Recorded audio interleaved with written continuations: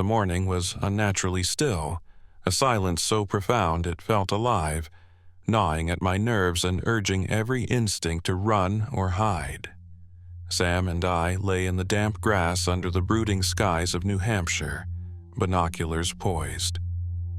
The air was heavy with moisture, each breath feeling like an effort. For the first time all day, he wasn't complaining about the cold. It seemed the unease had finally settled into his bones, just as it had mine. "What's the worst you've seen?" Sam asked, his voice tinged with a curiosity I hadn't heard before. A desperate need to know what kind of nightmare he might be stepping into. "Hard to pick," I said, my eyes scanning the distant hills. "Ever see one of those big fairground tents?" "Sure," he replied, his tone cautious, like he wasn't sure he wanted me to continue. "One came down during a carnival. There was a gust of wind, and it collapsed in the middle of the crowd. People rushed to help, pulling at the ropes and poles. But it wasn't a tent. By the time anyone realized, it had already swallowed 5 people whole." The screams. I trailed off, the memory choking me. My hands clenched involuntarily around the binoculars. We got there too late. It tore itself apart, trying to digest that many at once. The bile, the stench, even the survivors were damaged beyond repair. Sam shuddered, his silence a small comfort. The weight of his questions had shifted to my shoulders, and I could feel his eyes on me, searching for more. "Anything this big?" he asked, nodding toward the chapel in the valley. Its spire glinted dully beneath the gray clouds, almost watching us. A grotesque sentinel in a sea of rolling green. "Rumors," I admitted, the word carrying more dread than I intended. "Sailors' tales about ships that lure you aboard with gold. They say you'll vanish, just gone, but nothing like this." The chapel shifted slightly, a barely perceptible motion that sent a chill down my spine. It was the kind of movement that made your body react before your mind could process it. The kind that told you to run. "Let's get closer," I said, masking my unease behind a facade of determination. But Sam's face told me he wasn't fooled. The earth around the chapel was riddled with holes, deep, irregular punctures that made my stomach churn. Each one seemed to pulse faintly, as though the ground itself was breathing, a slow, deliberate rhythm that felt alive, almost sentient. The faint tremors around the holes made it seem as if something beneath the surface was stirring, waiting. The soundless thrum was unnervingly hypnotic, pulling my gaze deeper into the voids. I unspooled a wire from my kit and fed it into one of the openings. It slid down easily, 6 feet, 8 feet, then more. My heart sank with every inch. "Explains how it moves," I muttered, the words hollow. "Starfish mechanics." Sam was staring at the chapel, his expression one of dawning horror. "It's looking at us," he whispered, his voice barely audible over the pounding in my ears. The chapel's doors and windows created a crude semblance of a face, one that seemed to focus on us with intent. A wave of nausea gripped me. It wasn't hostile, but its insatiable hunger pressed against my senses, a palpable weight that threatened to crush me. "What's it doing?" Sam asked as it began to inch forward, its movements almost imperceptible but unmistakable. "Hunting," I said, my voice cracking. My hands fumbled with the grenade in my pack, the weight of it cold and unforgiving. "Get the blue duffel, now!" The grenade felt alien in my hand, its cold metallic surface a stark contrast to the warmth of my sweat-soaked skin. It was a relic of another world, one where destruction was a distant concept rather than an immediate reality. My fingers trembled as I gripped it, the weight of the task ahead pressing down on me. Each heartbeat echoed in my ears, a relentless drumbeat of fear and resolve, reminding me that hesitation could mean death. "Soft inside," I muttered, pulling the pin and hurling it toward the chapel's gaping door. We waited. 5 agonizing seconds passed. Nothing. My breath caught in my throat as the silence stretched, oppressive and endless. The chapel froze. Its stillness was worse than any explosion. Then it rotated slowly, its spindly legs grinding into the earth with a deafening scrape. Each movement felt deliberate, calculated, like it was sizing us up. "It's not stopping," I whispered, my chest tight with dread. We retreated to the campsite. Rain turned the ground to mud, pooling in the hollowed earth where tents once stood. The remains of hikers littered the area, some crushed with bones jutting through torn flesh, others shredded into unrecognizable pieces. Pools of dark, congealed blood mingled with the rain, turning the ground into a sickly, red-streaked sludge. The air reeked of decay and iron, a nauseating cocktail that clung to the back of my throat. Flies buzzed in frenzied circles, drawn to the carnage, their incessant droning a macabre symphony of death. The stench of death hung thick in the air, mingling with the metallic tang of rain. "They tried to save each other," I said, my voice hollow. "Chain reactions. That's how mimics feed. They thrive on chaos." Sam's face was pale, his eyes darting nervously. "It's like a ritual," he muttered.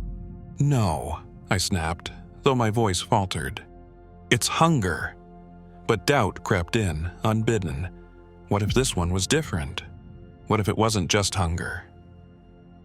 By the time we reached the cliffs, my leg was a throbbing mass of agony, each step sending shockwaves of pain. The chapel loomed behind us, relentless, its movements slow but unyielding.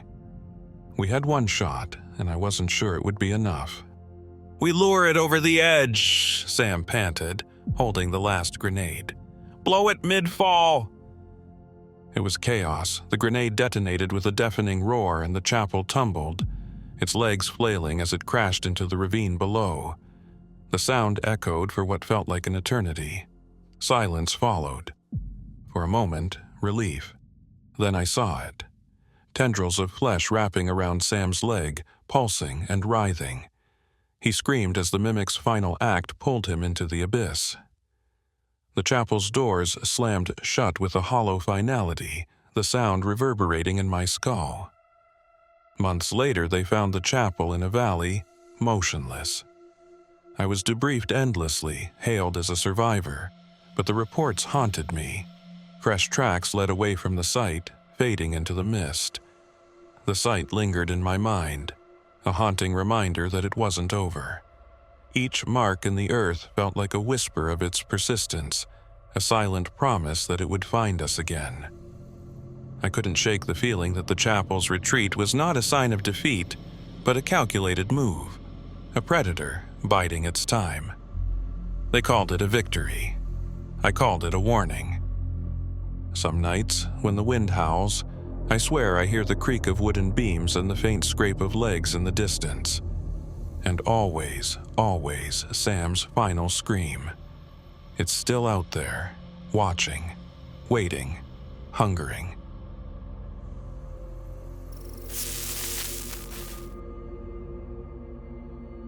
In central Michigan, the forests hold an ancient, quiet menace, cloaked beneath the guise of routine. Hunting here isn't just a pastime. It's a tradition as old as the towering pines themselves. For generations, we've trekked these snowy trails, chasing deer, rabbit, and turkey with the same reverence our ancestors did. Encounters with other hunters are commonplace, a fact that comes with its share of frustration. Hours in a tree stand can be ruined by a careless wanderer, their footsteps crunching too close. But tonight, frustration wasn't the issue. The woods held a different kind of presence, one that turned routine into terror. By the end, I was fighting to stay alive. It started like any other hunting trip, with a mix of routine and quiet anticipation. I reached my stand at 4:30 p.m., the cold biting into my hands and face, but the discomfort was familiar, almost comforting. Snow fell steadily, blanketing the woods in an oppressive stillness that felt both serene and stifling. As the light began to fade, my senses sharpened, every creak of a branch or distant rustle of leaves stirring a twinge of expectation. When I heard footsteps crunching through the snow, my heart leapt, a surge of adrenaline cutting through the chill as I imagined a deer drawing near. Slowly, I turned my head, every motion deliberate and careful, eager to see my quarry but unwilling to disturb the delicate balance of the moment. It wasn't a deer, it was a man, and instantly my heart sank into a pit of fear. Every instinct screamed that something was horribly wrong. This wasn't just an inconvenience. This was danger, cold and unrelenting, staring me down. Anger surged through me at first. My hunt was ruined by some inconsiderate idiot, but as I watched, unease crept in like a cold hand wrapping around my chest. His movements were unnatural. His arms hung rigidly at his sides, and his legs marched forward in exaggerated high-knee steps, like a grotesque puppet pulled by invisible strings. His face was a mask of emptiness, devoid of expression, and his unblinking eyes stared straight ahead, radiating an eerie detachment that sent a shiver down my spine. "The hell?" I muttered under my breath, though my voice cracked slightly, betraying the creeping fear that clawed at my chest. A cold sweat broke out along my spine, and I felt the air grow heavier, every breath coming shallow and fast. The words barely felt like my own, more like an attempt to anchor myself against the rising tide of panic. My irritation was quickly replaced by unease. Was he trying to scare off game on purpose? A twig snapped to my right, and the man's head snapped toward the sound with inhuman speed.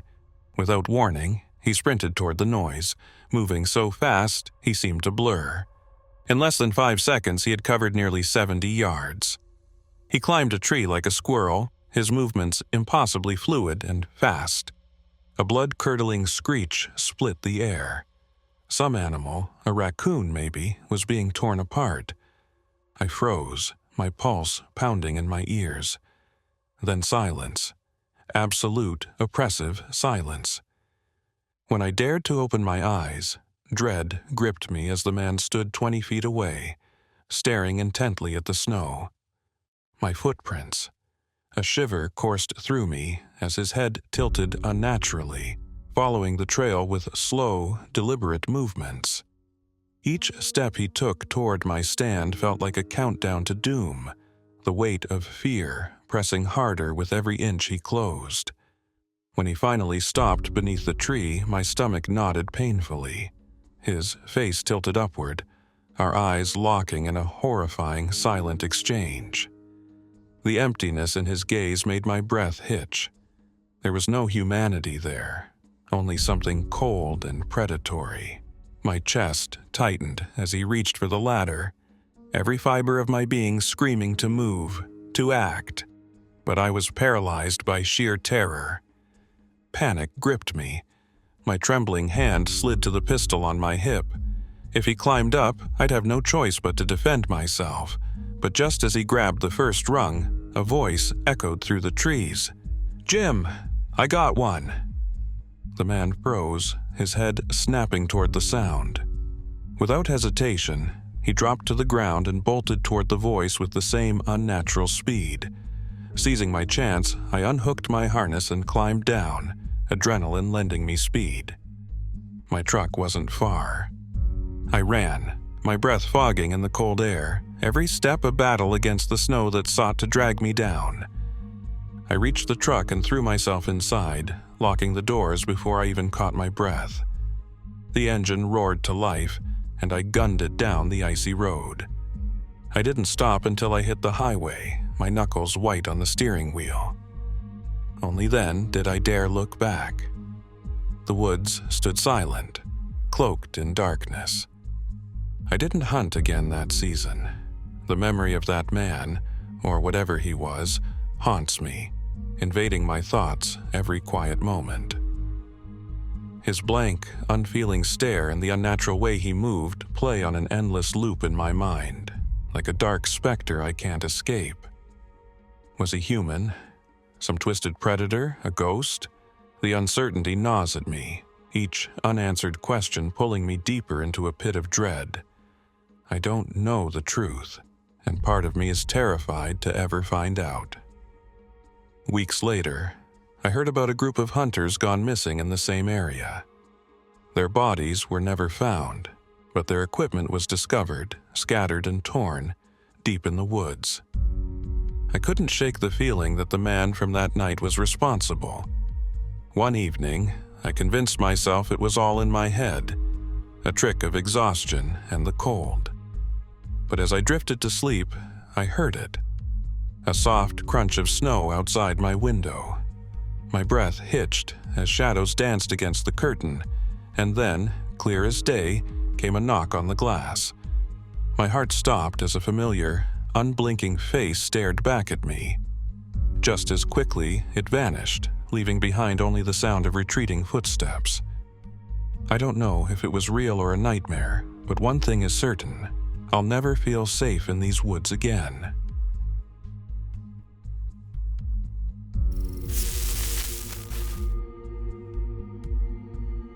All these stories about the wilderness made me remember a story my cousin told me. Hunting is a huge part of the culture in Hawaii, and kids often learn from a very young age how to hunt. My cousin, who is in his late 20s now and has been hunting for a good 20 years of his life, has had some strange experiences in the wilderness, but this one always stuck with me as the weirdest one. Have you ever heard of a calling spirit?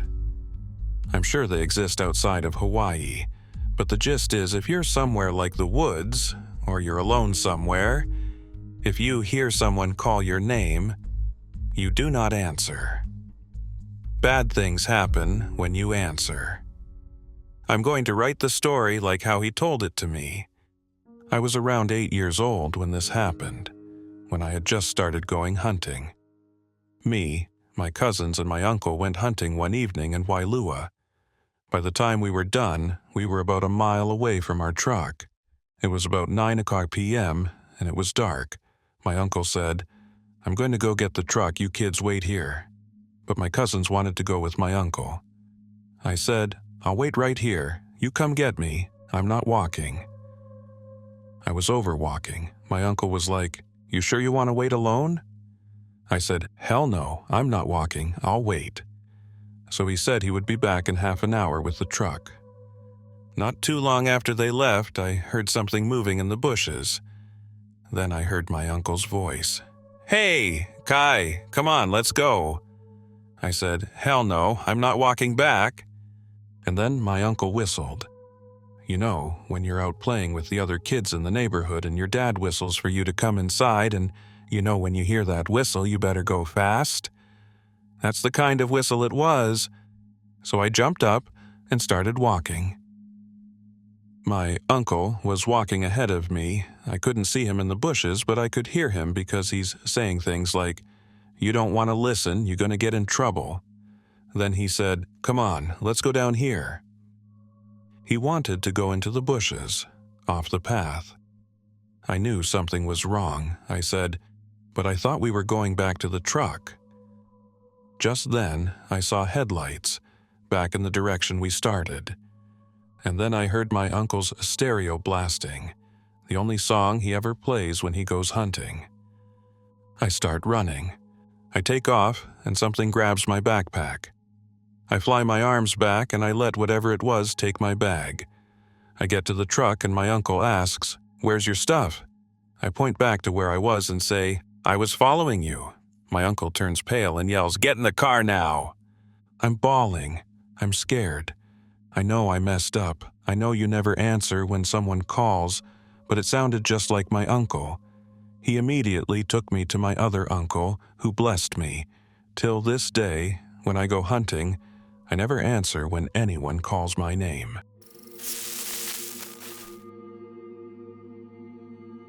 When I was younger, I thought my grandparents' farm in Wisconsin was a safe haven. The mornings were filled with the cheerful chirping of birds, but there was an almost eerie stillness to the evenings, as if the land itself held its breath, waiting for something unseen to stir. The vast woodland and serene pastures seemed far removed from the world's dangers, a perfect bubble of tranquility. But one November evening, beneath a starless sky, I discovered that some nightmares dwell in the shadows, waiting to remind us that safety is an illusion. As a city kid, my grandparents' farm was my escape, a slice of inherited peace amidst the chaos of urban life. Grandpa's retirement left much of the farmland to nature, with cornfields rented out and thick woods dominating the rest. This legacy was both a source of pride and a daunting reminder of its untamed beauty, a beauty that carried unseen dangers. It was a paradise for hiking, wildlife spotting, and for my family, hunting. Grandpa's stories of hunting trips painted the woods as a rite of passage, a sacred tradition. By age 13, I was sitting in a rickety wagon stand, rifle in hand, waiting for my first deer. Hunting became tradition, a bond with my family, until it revealed a darker side, a side I'd give anything to forget. It was a frigid November weekend, and at 16, I was no longer part of the youth hunt. The thrill had faded, replaced by the monotony of sitting for hours in the cold. That day, gunshots echoed distantly through the trees, breaking the silence but offering no deer. As night fell, my hopes dwindled. Then, a crack of a rifle sounded unnervingly close. Minutes later, a doe darted across my view, its terror palpable. I didn't shoot. Something felt wrong, an undercurrent of unease I couldn't shake. Back at the house, I learned Grandpa had shot a buck, but spent hours tracking it. They asked if I'd help retrieve it. Eager to contribute, I joined them, riding through the woods on a four-wheeler. The headlights sliced through the night, revealing the buck lying far deeper in the woods than it should have. Its wound was perfect, a clean shot to the heart, yet it had run an impossible distance. My unease grew as we loaded it onto the trailer. Something about the woods felt watchful. After returning, Dad asked me to retrieve his bag from his stand on the edge of a harvested cornfield. Driving his truck to the opposite side of the field, I prepared for the walk, a mix of pride and unease welling up inside me. The land, darkened under the faint light of a crescent moon, seemed to stretch endlessly, its bare corn stalks resembling jagged fingers clawing at the starless sky. The air was thick and heavy, carrying a metallic tang that stung my nose. Occasionally, faint rustling sounds whispered through the darkness, though the fields appeared still. Shadows from the corn stalks twisted and writhed as if alive, feeding the unsettling sense that something unseen was watching from just beyond the periphery of vision. A thick mist clung to the ground, curling around my boots like ghostly tendrils. Shadows from the truck's headlights loomed unnaturally large, distorting into grotesque shapes that seemed alive. The silence was suffocating, broken only by the crunch of snow underfoot, each step reverberating like a gunshot in the stillness. With a rifle slung over my shoulder and flashlight in hand, I set out, my breath visible in the cold, curling upward like the whispers of unseen watchers. Halfway across the field, paranoia set in. Shadows from the truck's headlights danced unnaturally on the corn stubs, stretching and twisting as if writhing in agony. They seemed to pulse with life, mimicking movements just beyond the edge of my vision. The oppressive silence was punctuated by faint, almost imperceptible whispers carried on the cold wind. I couldn't shake the feeling of being watched, the weight of unseen eyes pressing heavily on my every step. My pace quickened, as I convinced myself it was just my imagination. Then, something exploded from the snow beneath my foot. A bird. My heart raced as I laughed nervously, but the feeling of unease persisted. Reaching the stand, I found Dad's bag and prepared to leave. That's when I saw it. A track in the snow, impossibly large, almost hoof-like, but wrong. Panic surged as I climbed down, trying to rationalize the track's existence. As I stood at the base of the stand, a chilling sound pierced the air. Laughter. Not human laughter, high-pitched, distorted, and echoing from the woods. The laughter grew louder, joined by the crunch of snow. From the shadows emerged something out of a nightmare. A towering figure, part human, part deer. Its antlers scraped the branches above, and its face twisted in a grotesque parody of a clown. The creature moved unnaturally, its jester-like outfit in tatters. I froze, heart pounding, as its yellow eyes locked onto mine. It darted forward with impossible speed, but I scrambled back up the stand, clutching my rifle. Peering through the slats, I watched as it sniffed the ground below, its laughter turning guttural. Desperate, I fired a shot, the noise echoing through the woods. The creature shrieked and vanished into the trees, its movements eerily silent for something so massive. Thinking it was gone, I climbed down, only to hear the laughter again. Closer. It was stalking me. I bolted through the woods, branches tearing at my clothes. The creature's laughter surrounded me, sometimes ahead, sometimes behind. My flashlight flickered, casting distorted shadows that only deepened my terror. Finally, I stumbled into a clearing and saw something bizarre. A black and white striped tent, its glow a sickly yellow that seemed to pulse in rhythm with the surrounding silence. The string lights draped around it flickered sporadically, casting warped shadows on the frost-covered ground. A strange hum filled the air, low and almost imperceptible, yet it resonated in my chest like an ominous warning. The atmosphere was suffocating, as though the forest itself recoiled from the tent's unnatural presence. I hesitated, the tent both a beacon and a warning. Before I could decide, the creature burst into the clearing, its monstrous form illuminated by the tent's eerie glow. It howled and charged inside, vanishing through the flap. The lights flickered and dimmed until the tent disappeared entirely, leaving only an empty patch of grass. I didn't stop running until I reached the road, where a passing car found me, bloodied and delirious. In the hospital, I tried to explain what happened, but no one believed me. Back at the farm, there was no sign of the tent or the creature, but deep in the woods I found my flashlight smashed, its lens cracked. I haven't been back to those woods since. Nightmares plague me, the creature's laughter echoing in my mind. Even in the waking world, the experience has left its mark. I find myself avoiding dark places, flinching at sudden noises, and dreading the silence that once comforted me. Its presence feels inescapable, a shadow that lingers at the edges of my life.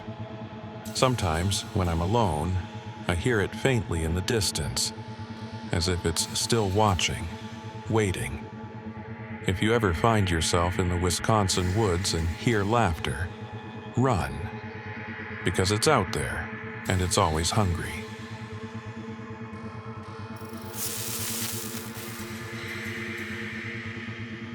For my birthday, I decided to treat myself to a dark web mystery box gift. It was a service I'd used several times before, and they had never disappointed, sending heaps of useless but funny things to my doorstep. "Happy birthday, Trevor!" a note on the box read. I picked up the package placed on my doorstep and noticed a letter attached to it. There comes a time in every man's life where their skills and knowledge has to be tested. With that in mind, I shall set you out on a treasure hunt. Please follow the instructions within the box, and for safety reasons, burn every letter once it has been read or solved. To my surprise, the note was signed by Pete, my best friend since childhood. It was a neat surprise, but I was confused as to how exactly he'd gotten involved with the anonymous service. Whether he was just an active user there himself who'd recognized me, or if he'd been contacted by the website, I didn't know. Nevertheless, it seemed like a cool gift. My first clue would simply be a piece of paper with 2 incoherent words written on it. Van Mace. Could it be a name? Maybe a location? I sat down with it and contemplated the words in front of me. After just a minute, I realized it was an anagram. The letters just had to be rearranged to form a new meaning. Man cave was the hidden message. It was a reference to Pete's basement, a place we'd frequently spent our Saturday nights playing video games and drinking whiskey. I burned the letter in accordance with the instructions and quickly made my way to the man cave. There, I used my spare key to unlock the door, half expecting a surprise party. Instead, all I found was another clue, an ace of spades and a picture. Both were pinned to a board with an unfamiliar knife. I removed the knife and checked out the clues. The picture itself was of a place we frequently went with friends, to smoke and relax. A beautiful field which no one knew about. It was just a short hike outside the city. I made my way there in about an hour. Our usual place was hidden in the shade beneath some trees. Once there, I noticed a shovel sticking out of the ground on top of lay some fresh dirt. Spade, ace of spades, very creative, I chuckled to myself. Without hesitation, I picked it up and started digging through the ground. After less than a minute, I hit something solid. Expecting another clue, I bent down and brushed away the dirt.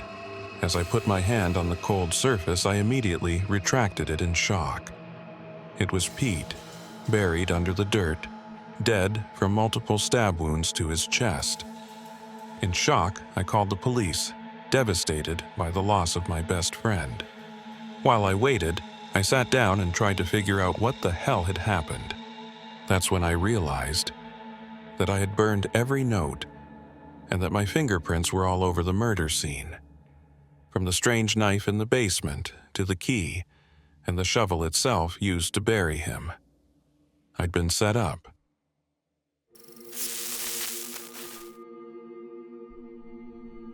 I am an avid upland bird hunter who lives in Oregon.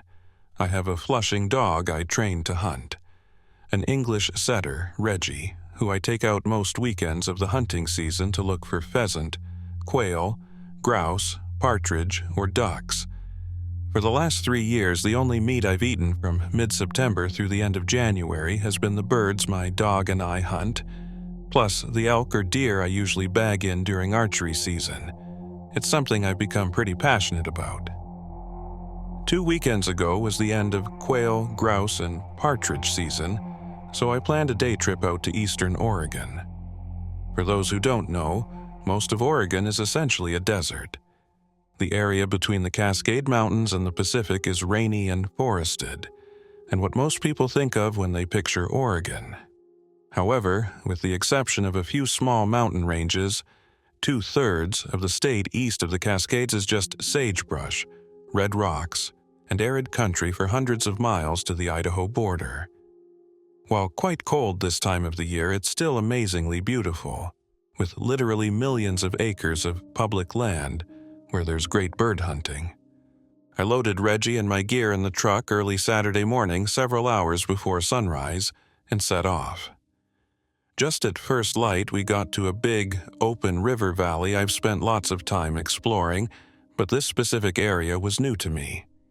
It was about 30 degrees, looked like a light dusting of snow the night before, but otherwise pretty dry, and would be a fairly clear day. I loved these moments, maybe more than anything in life, being the only human in a massive wild landscape without a single trail or building for miles. The isolation, the giddiness for the upcoming adventure, the feeling of exploring an area that looked the same 500 years ago, the feeling of going out to get my own food, the contrast between hot coffee in my thermos and the cold winter wind on my exposed hands. All of it. Just my favorite place to be. I got the dog ready, put on my boots and pack, loaded the shotgun, and we set off along the top of the valley ridge 600-700 yards above the river, looking out over the arid, cold landscape, hued by the silvery blue wolf light of early winter mornings. For those who've never seen it, watching a hunting dog work is a truly fascinating spectacle to behold. It's honestly why I enjoy upland bird hunting so much.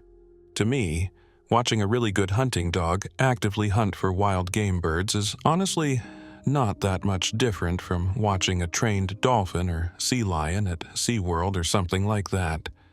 A work dog doing its job can be so focused and intelligent it's shocking sometimes. I trained Reggie well, but so much of it is primal and innate. It's Reggie's 6th hunting season, so we've spent hundreds of days off trail, exploring the back country, and we've really learned to read each other well.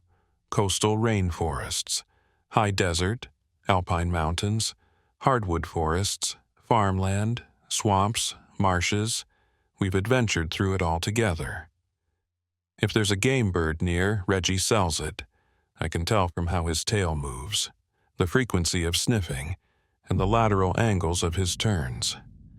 I can tell if he smells another person from how he looks back at me. I can tell if he smells a coyote, wolf, bear, or mountain lion from how he drops his spine. I can tell if he smells an elk, deer, or moose from how he tilts his head to catch the wind. He's my best friend. We're a real, solid team.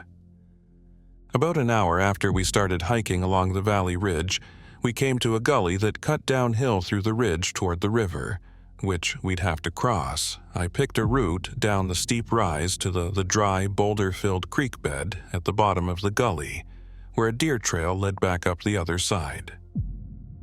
Halfway down the slope, Reggie started acting real strange. He stopped about 30 feet in front of me, cocked his head to the side and fixed his gaze down to our left, toward a spot in the dry creek bed as it dropped down the valley. He then leaned his head forward, as if trying to get a better view, and then started turning around toward me without pulling his eyes off the spot, which he really only does when he's scared of something, like when we go to the vet, or I start up a chainsaw. Then he bolted up the steep side of the gully to where I was standing. "What is it, bud?" He kept switching his gaze from my eyes to the same spot below us, while pacing around in half circles. Strange. My first thought was mountain lion, which I always have at the back of my mind. They're all over the place out here, but they usually clear out long before they let people, let alone a person with a dog, get this close to them. Figured that probably wasn't it. Whatever, I thought. We've got to cross this gully and keep moving, so I patted the dog on the head and kept on moving down toward the bottom of the gully. Reggie stayed right on my heels the entire time. The bottom of the gully was a dry creek bed loaded with car-sized boulders with a lot of rocks and gravel running between the rock formations and steep, grassy walls of the gully. As I was crunching over the gravel, Reggie stopped in the middle of the creek bed and, once again, was fixated on something to our left, down the gully. This time he dropped his spine, and I could see his hackles raise. Oh shit, I thought. Maybe there really is some kind of predator in the rocks down there. I flipped the safety off my shotgun and started talking to Reggie in the cute and buddy-buddy tone I use when I'm trying to calm him down. I started walking toward a big boulder in the middle of the creek bed that was blocking my view. Looked like once I was past it, I'd have a clear field of view over the entire gully, all the way down the valley side to the river. Reggie was still frozen in place. I patted his head as I passed on his right side. Once I got a few paces past him, I noticed he wasn't following me, which he usually would, even if it was a bear ahead of us. I looked back at him. "Let's go, bud. What's up there? Let's go get it." Usual comments I'd make to him to get him all jazzed and excited to check an area out. He started pacing around in half circles again, with his ears back and his tail down. What the folk, I thought. Definitely never seen him do this before. Unless, again, we're at the vet. He doesn't like shots. I've seen him chase 400 black bears off my property and squabble with countless coyotes. He's not scared of much. This got me pretty anxious. I shouldered my shotgun and decided that before we keep moving, at this point, checking behind the boulder where something had the dog all tweaked out was a safe thing to do. I moved fast. In my experience dealing with cougars and black bears, 99% of the times you bump into one, they're absolutely terrified and run away as fast as they possibly can, especially when surprised by something with confident movement that's making lots of noise. But definitely don't do this with grizzly. I heard Reggie start following me as I started to boogie around the boulder. I came around the big rock on the right side, and in front of me was a big clearing in the creek bed, and a huge big horn sheep, a ram, no more than 25 feet in front of me. We run into big horn sheep out in this country all the time, so it wasn't that much of a surprise. What was surprising was how this thing was sitting. That's the only way I can think to describe it. It was sitting on its folded back legs like a dog or a cat would, holding itself up with a straight-backed posture, front legs locked forward with its hooves in the gravel, staring straight ahead so I couldn't see its face. "What the folk?" I said out loud. These are very wary and skittish animals. They'd never let a person get this close. A bunch of things went through my mind at the same time. Maybe it's dead? No, it was cold, and I could see steam coming from its slow breaths. Maybe it's wounded and dying? Maybe it's stuck on some old fencing or something? Right then, Reggie started barking. Not just barking, but snarl barking, like he was in a fight. He's a pretty quiet dog generally, and he never barks at deer, elk, or ram. Maybe prances after them for a few seconds instinctively if we bump into one hiking and spook it, but he's never been very interested in big mammals. It startled me. I looked back at him, and he had his front legs splayed out. His head was down, his tail was down, his hackles were raised up so high he didn't even look like an English setter anymore. And he was fully baring his teeth and barking and snarling like I'd never seen. He looked feral, like a coyote. I could hear the snap of his teeth as he barked again and again. I looked back at the ram. Still just sitting there, unmoving, staring straight ahead. Now that was fucking strange. I've never known a wild mammal to do anything but bolt away, terrified at the presence of a canine, let alone not even move a muscle with a canine being aggressive. I was pretty convinced at that point that the ram had to be real sick or super folked up in some way, definitely close to death. Even if it was tangled up on something, or had got trapped in a leg snare, it would be freaking the hell out with a dog going ballistic next to it the way Reggie was. "Reggie here," I yelled to him. Here is sort of my catch-all command for him, meaning stop what you're doing and get to my heels right fokin' now. Reggie didn't even look at me. I took my shotgun in my left hand, turned, and took a step toward the dog and pointed at the ground in front of me and pretty much screamed, "Reggie, here!" Again, nothing. He just kept barking and snarling at the ram with increasing intensity. That really put me on edge. He'd never just completely ignored a firm command before. It's like I wasn't even there. I turned back to the ram and shouldered my shotgun again. Something was wrong. Real fokin' wrong. All my years spent in the back country, hunting and tracking big game animals, I literally guided ram hunts professionally just one valley over, and I'd never seen anything like this. The wind was picking up and howling down the gully. I felt its bite on my hands. The light dusting of snow from the night before was getting whipped up around the gully. Thin, frantic sheets and clouds of light snow that look almost like electric bursts as the tiny ice crystals catch the light at different times. I started moving around the ram to its right, trying to gain some elevation to stay somewhat above it as I rounded its position to get a look at its face. Big-horned sheep don't attack people. They're skittish as hell, so I wasn't necessarily scared of that. But this thing seemed unwell, so I figured all bets were off. As I was sidestepping around it, the wind in the gully started messing with the pressure in my ears, as it can. Felt like I was landing in an airplane, and my ears popping slightly dulled the volume of Reggie's snarling and barking, and the wind howling down around the rocks. My heart was pounding pretty good at this point. I got to a spot about 8 feet directly to its right, and about 3 to 4 feet above it up the slope of the gully, and could start to make out its face. My heart rate was going insane, uniquely so, to the point I actually noticed. The pressure change made it so I could hear my heartbeat thundering in my ears and feel it throbbing in my cheeks and eyes. Felt like I'd taken 10 Adderall, chugged a Red Bull, then sprinted a mile. Trying to calm myself down and get a grip only made me more jumpy and anxious. I took another step and could see its mouth now. It was slightly agape, with milky snot running from its nose and saliva dripping from its bottom lip, with little spurts and flecks of both shooting out every time it exhaled a steamy breath. "What the folk?" I kept saying out loud. I took another step and could start to see its eyes behind the big, full curls of its horns, which were pocked with scars and abrasions from a lifetime of battling other rams and existing in this hard, rocky country. I took another step, so I was able to essentially look at it from the front for the first time and see its full features. It had tears pouring out of its eyes, and it sounded almost like it was moaning. All right, I thought, this thing is incredibly folked up. Is it a virus or something? Is its lower spine broken? I wanted to put it out of its misery, but shooting a big horned sheep without a license is a felony with a $15,000 fine.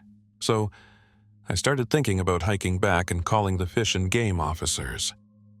I lowered my shotgun and was about to turn to go back toward the dog when it snapped its head up to the right and looked right at me.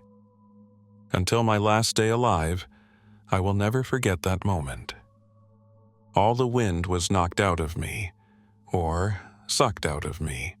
It felt like I was free-falling, with my stomach in my throat.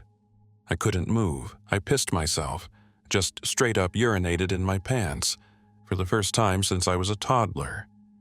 Tears started rolling out of my eyes down my cheeks. My hands and feet went numb.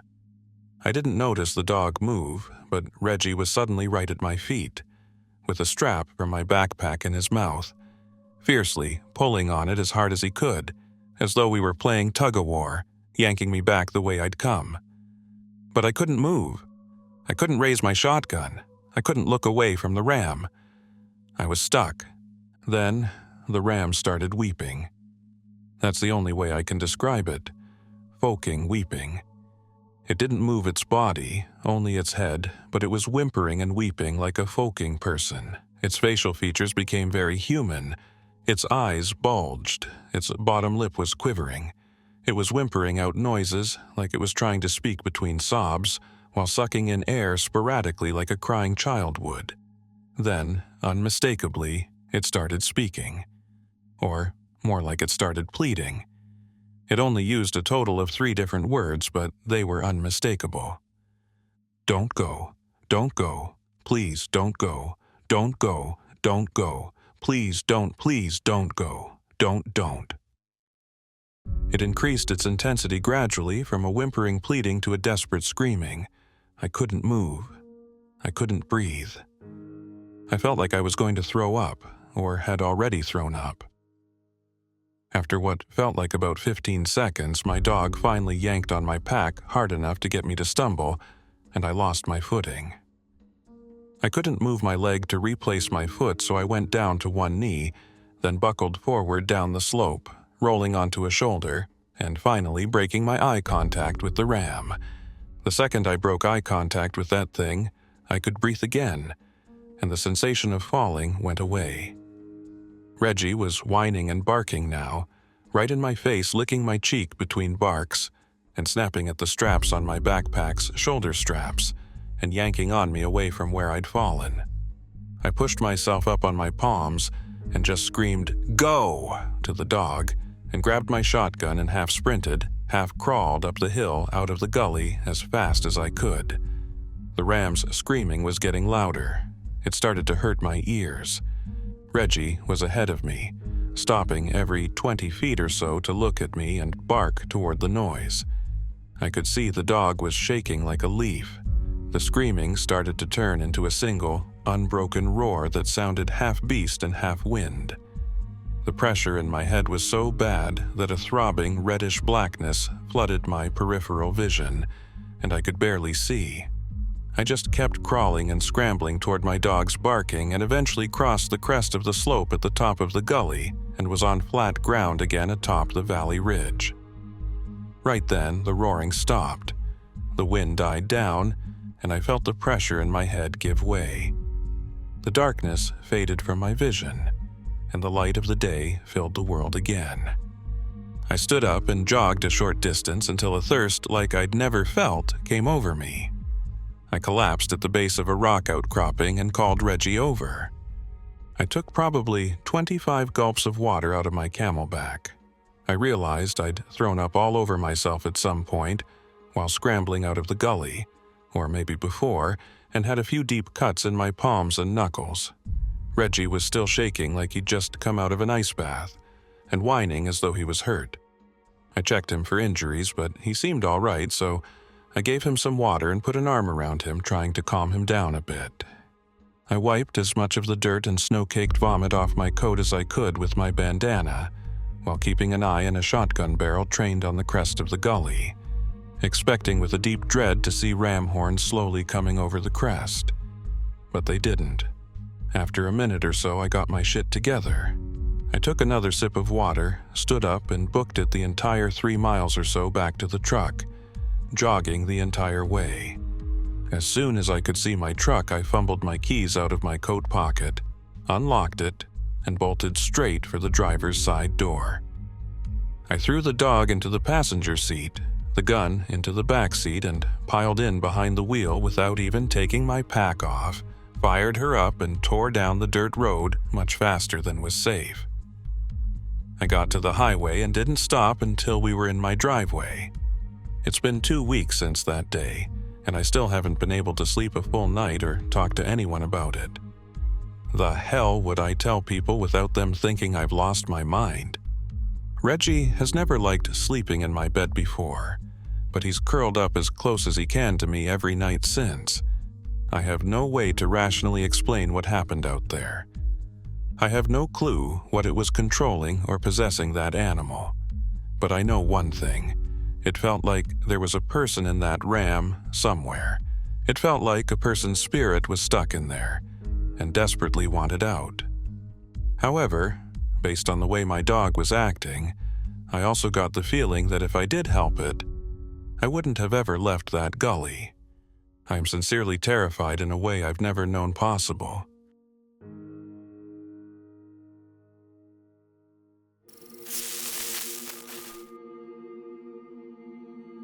I want to remain anonymous due to the nature of the story. See, I was in the Marine Corps. No, I wasn't in any special forces or anything unique per se. I was just a regular rank-and-file Marine. I was stationed at 29 Palms Marine Corps Air Ground Combat Training Center, MCAGCT for short. I wasn't the only one who has seen or experienced things in the training grounds and surrounding areas. I was told to keep my mouth shut, but I'm gonna die soon anyway, so even if they do come for me, it isn't going to make a difference. It was during early April, so the weather wasn't too bad. It wasn't hot during the day, and it wasn't cold at night. I always enjoyed doing field ops during that time of the year. I got away from the dumb shit that we had to do day in and day out back on Mainside, and I was typically left to my own devices while out in the field. So, late one night, me and a buddy of mine are doing fire watch for our section of the rest area. We had our rifles, plate carriers, helmets with our NVGs, night vision goggles, mounted on the front, and rifles with us. We also had 4 mags apiece of live ammo. That night, an artillery battalion was doing night practice, so you'd hear the echo of the guns followed by the sound of the shells hitting the ground and exploding. It just sounded like far-off thunder. Me and my friend were talking about just random crap when I flipped down my NVGs and saw movement out in the distance. At first, I thought it was just the green tint of the goggles poking with my head, but then I saw it again. I tapped my buddy and asked if he was seeing this. He flipped down his NVGs too, and he nodded. "Yeah? But what is it, coyote?" He asked. "No, too big to be a coyote. Besides, it looks like it's running around on 2 legs." I said back to him. That's when he tapped me and pointed out into the dark. "There's more than one bro," he said. I looked to where he was pointing, and that's when I saw 4 or 5 other figures darting around in the dark. These things weren't that big. I'd say maybe about 5'5", give or take. They also appeared to be very strong and built with massive arm and leg muscles. They were dark, and their skin looked leathery. They had big dark eyes and no nose to speak of. Their mouth was wide and filled with razor-sharp teeth. They walked around hunched over with their arms dangling by their sides. Their arms themselves were massive. They ran at insane speeds, occasionally running on all 4. They had 4 fingers on each hand, and the claws were long and sharp. It was like they had daggers on their 4 nails. "Dude, I think they're getting closer," I nodded. "Yeah, I'm gonna go get the corporal up." He nodded, and I raced over to where our corporal was sleeping and shook him awake. "Hey, man, there's something out there. You need to come take a look." He cursed under his breath and sat up. "This better be good," he said as he sat up. That's when we heard gunfire. I raced back to my buddy, who was frantically shooting into the dark. I looked, and I saw these creatures out in the dark, maybe 400 to 300 yards away. As other Marines had woken up to the sound of my buddy shooting, the OIC, officer in charge, came running up asking what the folk was going on. When we pointed to the creatures, he froze in place. About this time, we heard tons of gunfire suddenly erupt from another unit who was conducting training as well. When I looked back at where these things were, they were no longer there. Instead, they were running on all 4s directly at us. I raised my rifle and began to fire at them as those with guns and ammo joined in, and the others who didn't ran back to get theirs. I lined up my sights with the closest one and began to fire into it. I saw chunks of its flesh get ripped off when I hit it, and it tumbled down. But without missing a beat, it regained its balance and kept sprinting at us. At that point, I knew our rifles were useless, but I wasn't going to leave my buddy. That's when I heard the OIC yelling for us to get back in the trucks and get the folk out of there and get back to Mainside. Me and my friend turned and booked it for our 7-ton. I flipped on the battery switch and my buddy cranked the truck on. As we began to start moving, I looked out the window in time to see these things reach the camp. A Marine, who hadn't realized what was going on until it was too late, was impaled by one of the creature's claws and fell to the ground. I watched as he tried to crawl away, but the thing leaned over a bit, his upper torso and head completely off with a single bite. As we began to turn out of there, I saw a Humvee that had 3 of these things on racing towards it. The guy in the turret tried to flip the 50 cal around to unload into the creatures, but he wasn't fast enough, and one of them ripped him out of the turret and flung him to one of the others. He didn't have time to move before the thing sank its claws into his chest and began to eat him. I watched as the thing on top of the Humvee then jumped down onto the hood and shattered the bullet-resistant front glass and pull out the mangled corpse of the driver and run off into the desert with him. The remaining 3 Marines got out and made a run for our truck. I tapped my buddy to let them get on. They never made it.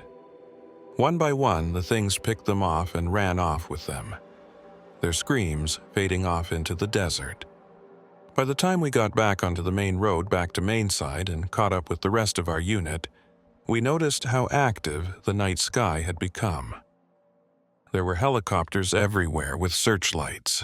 We figured someone had called it in and they were trying to find the creatures or the missing Marines. Well, what was left of them anyways? When we were next up at the checkpoint, I noticed something off about the guys manning it. They wore all black, with black ski masks over their face and their NVGs down. They didn't have any patches, name tapes, or no identification with them. They were armed to the teeth, though. One of their vehicles had a minigun mounted on it. They all carried high-powered rifles with high-tech sights, laser sights, and other attachments on their rifles. When it was our turn, they had us step out of the truck and tell them what we saw. After we explained everything, the guy in charge looked at my friend and listed off his full name, date of birth, social security number where his mom and dad were, the name of his dog that he had when he was in middle school. He then looked at me and did the same thing. Once he was done, he looked at both of us. If you mutter a word of what actually happened here tonight, you and your families will disappear for good. Do you understand? We both nodded with our jaws on the floor. The guy had mentioned things that I had never told anyone about. They then told us that if anyone asks, a group of Marines went off to go get something and wound up getting lost. With that, they sent us on back to the main side of the base. I got out about a year after that, but I never went on another field op again. To this day, I still relive that night when I go to bed each night. I just hope that whoever they were, they killed those things so no more Marines have to go out like that. In short, if you're ever stationed in 29 Palms, CA, and you go on a field op, keep an eye out in the dark and be sure you aren't too far away from a vehicle, and pray those things don't decide to turn you into a meal.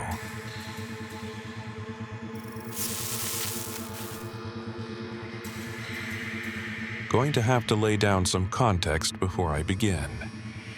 I live in a fairly small town in Michigan, mid-lower peninsula.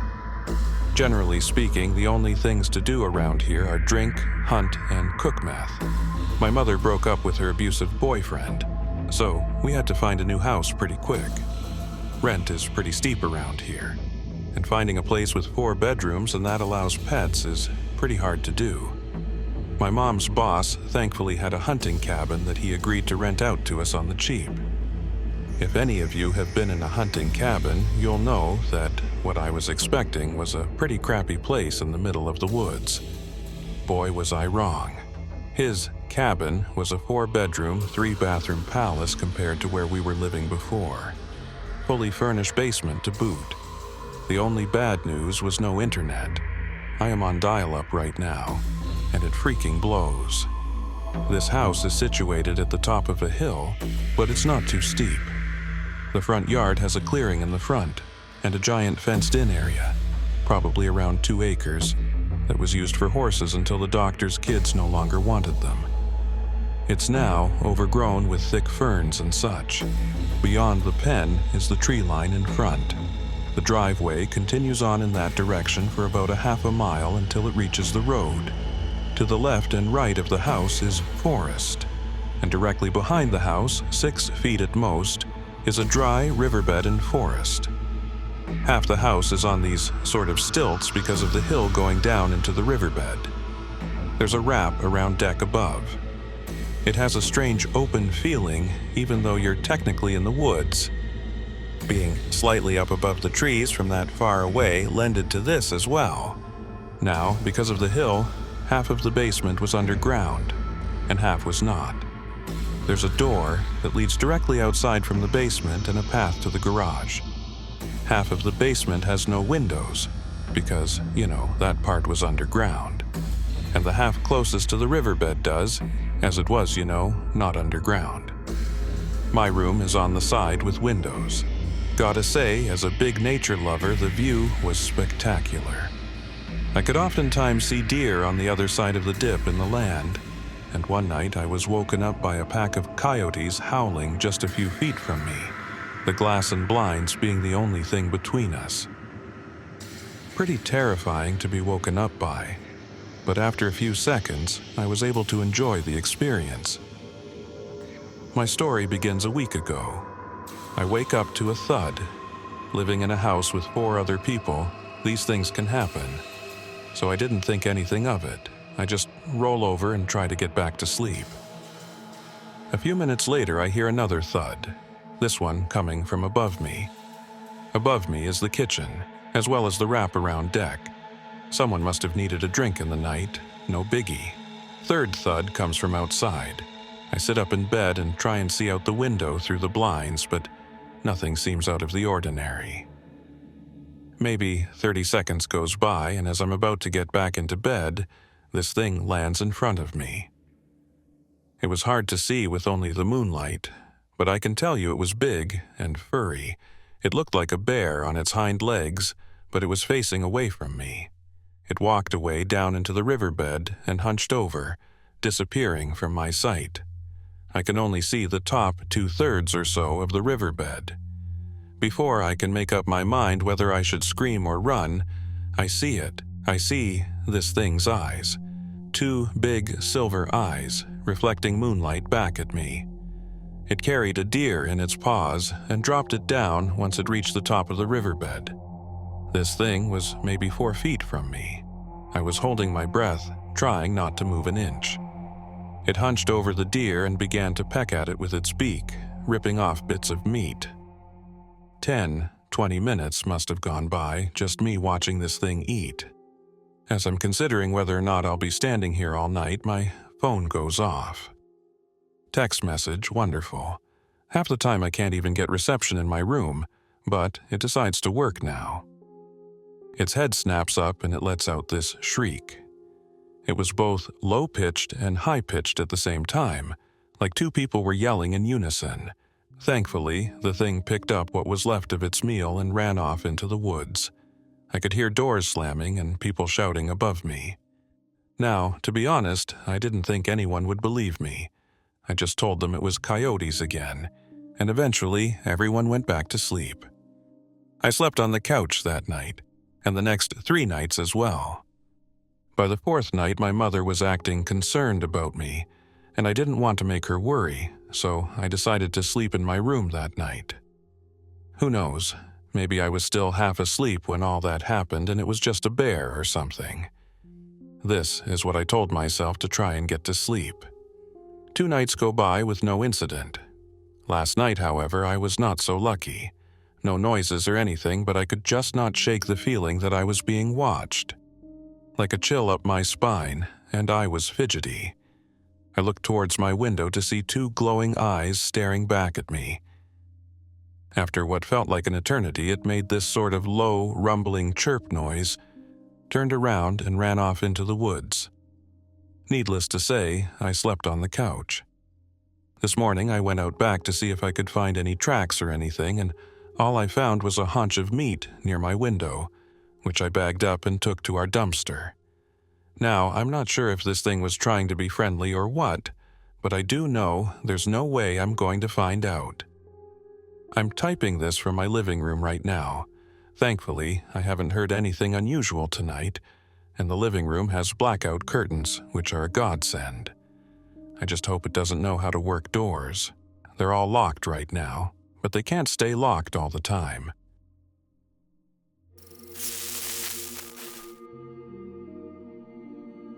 The forest stretched endlessly under a veil of twilight, its towering pines forming a canopy that filtered the pale light of the moon. The air was thick with the damp scent of earth and decaying leaves, a reminder of the untamed wildness surrounding them. The steady patter of rain on pine leaves was a serene backdrop as Mark and his grandfather, Henry, crept through the dense forest. The rifle in Mark's hands felt too big for him, an inheritance of responsibility he didn't feel ready for. Henry's voice was a low whisper, guiding him through this ritual of tradition. But tonight, the woods were alive with an uncanny silence, a quiet that pressed down on them like a warning. Every step they took seemed louder than it should, as if the forest itself was holding its breath, waiting. Mark's unease grew with every passing minute, his heart pounding harder as the shadows seemed to dance and writhe at the edges of his vision.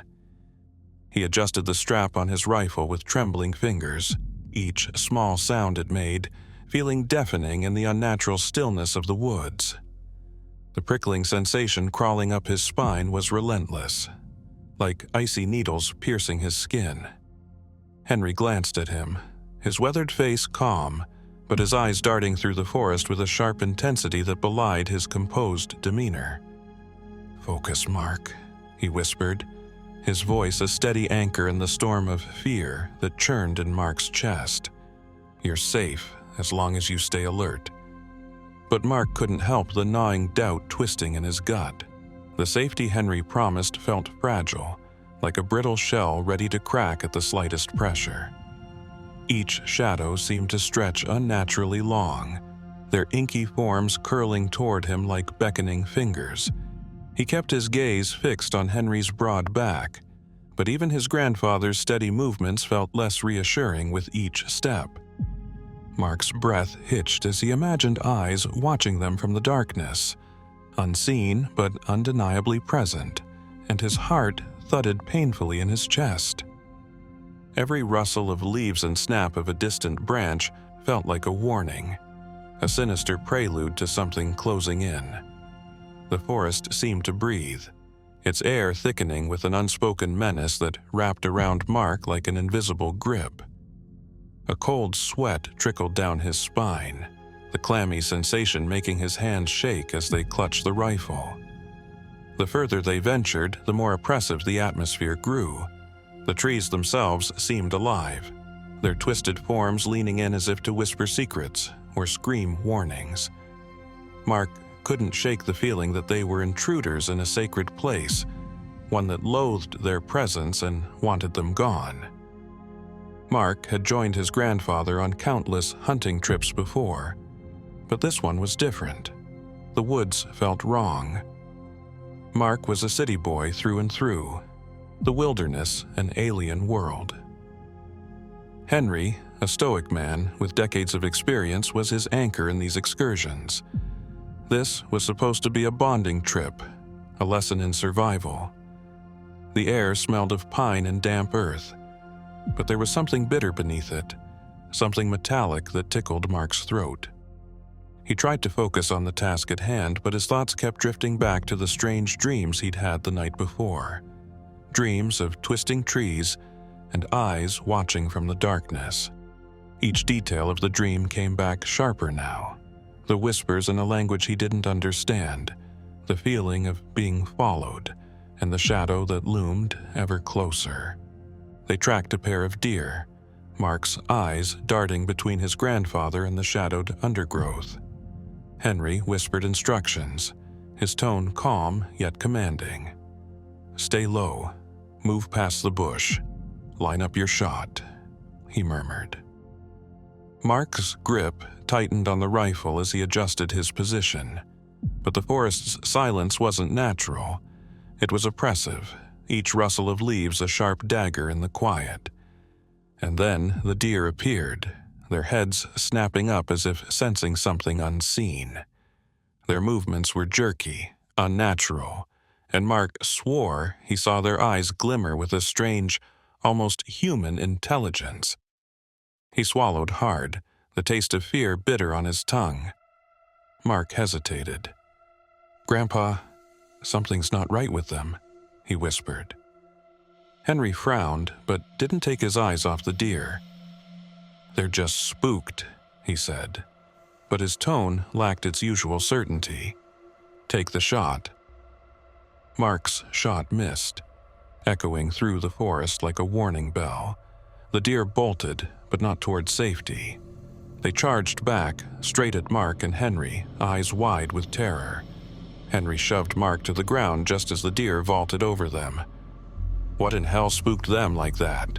Henry growled, already on his feet, rifle at the ready. The answer came moments later. A figure emerged from the gloom, humanoid but wrong. Its limbs moved with unnatural grace, and its head turned too far, locking one unblinking eye on them. Its presence seemed to suck the warmth from the air, leaving Mark shivering. "Don't move," Henry whispered, his voice taut. The creature's gaze shifted between them, and Mark felt a cold sweat break out on his forehead. The thing let out a sound, low and guttural, that reverberated in Mark's chest. "Grandpa, what is that?" he hissed. Henry didn't answer. He just raised his rifle, his hand steady despite the terror in his eyes. The air grew colder, and the silence deepened, broken only by the creature's eerie growl. It took a step forward, its elongated shadow stretching toward them like a claw. Henry fired a warning shot. The creature didn't flinch. Instead, it let out a guttural, echoing sound, like the forest itself was growling. Mark was frozen, but Henry barked orders, dragging him to his feet. They fled, crashing through the undergrowth. Mark glanced back once and regretted it instantly. The figure was pursuing them, faster than anything human, its elongated arms brushing against trees without slowing it down. They reached a clearing and Henry stopped, raising his rifle. "Keep running, Mark," he said. The tone in his voice was final. Mark hesitated, but Henry shouted, "Go!" With tears stinging his eyes, Mark ran. The forest seemed to close in around him, branches clawing at his face and arms. Behind him, he heard the deafening crack of Henry's rifle, followed by a roar that made his blood run cold. Mark stumbled but forced himself to keep going, his lungs burning with each breath. The shadows seemed alive, twisting and reaching for him, but he didn't stop until he saw the faint glint of the truck's metal through the trees. Mark stumbled back to the truck alone, breathless and bleeding from scratches. He didn't stop until he'd locked the doors and started the engine. Henry appeared minutes later, pale and shaken, muttering something about Steve. When Mark pressed him, Henry only shook his head. "I lost Steve to these woods once. I wasn't going to lose you too." He refused to say more, and they drove in silence, the weight of unanswered questions pressing between them. As they reached the edge of the forest, Henry finally spoke. "Don't ever come back here, Mark, promise me." His voice was hoarse, almost pleading. Mark nodded, but his mind was already racing. Who was Steve, and what had happened to him? He glanced at his grandfather, noting the tight grip Henry kept on the steering wheel, his knuckles white. Weeks later, Mark's dreams were haunted by the creature's face and the sound of Henry calling him Steve in the heat of the moment. He'd asked his grandfather about it again, but Henry's response was always the same. "Some things are best left alone." Mark wasn't so sure. The last time he hiked near the edge of those woods, he found something carved into a tree. Steve, and below it, claw marks, too large to be human. The forest seemed quieter than usual that day, but as Mark turned to leave, he could have sworn he heard a voice. Low and guttural, it echoed through the trees. "Come back?" Mark froze, his heart pounding. But when he looked over his shoulder, the forest was empty. He walked away quickly, vowing never to return. But deep down, he knew the woods weren't done with him yet. Years later, as the memory of that night faded into the haze of time, Mark found himself drawn back to the edge of the forest. The pull was subtle at first, a faint curiosity gnawing at the back of his mind, but it grew stronger, until one day he stood once again at the tree where he'd seen Steve's name carved. The claw marks were deeper now, fresher, and the air was colder than it should have been, even in the heart of winter. A single crow cawed from above, its black eyes glinting as it watched him. Mark turned to leave, but the voice came again, louder, clearer. "Come back." This time, he did not look over his shoulder. This time, he ran. As his feet pounded against the frozen earth, the voice echoed behind him, each word carrying a weight that seemed to pull at his soul. "You can't run forever, Mark." He didn't dare stop, but the words burrowed deep into his mind, twisting his thoughts into knots of fear and confusion. The trees blurred into dark streaks as the cold air clawed at his lungs. When he finally reached the edge of the forest, he collapsed onto the frost-covered ground, gasping for breath. For a moment, he thought he was safe. But then, from the shadows of the tree line, a figure emerged. It was not the creature he remembered, but its presence was just as wrong, just as alien. The figure raised a hand, and in the dim light, Mark saw the name Steve etched into its palm, glowing faintly as if burned there. Mark scrambled backward, his heart hammering in his chest. The figure stopped at the forest's edge, its eyes locking onto his. "Next time, bring him back," it whispered, before dissolving into the shadows. Mark stared into the woods, his body trembling. He didn't know what it meant or why it wanted Steve. All he knew was that the forest had marked him, and it would not let him forget. As he stumbled back to his truck, he made a silent vow. He would never return. But deep down, he feared that one day the forest might come for him instead.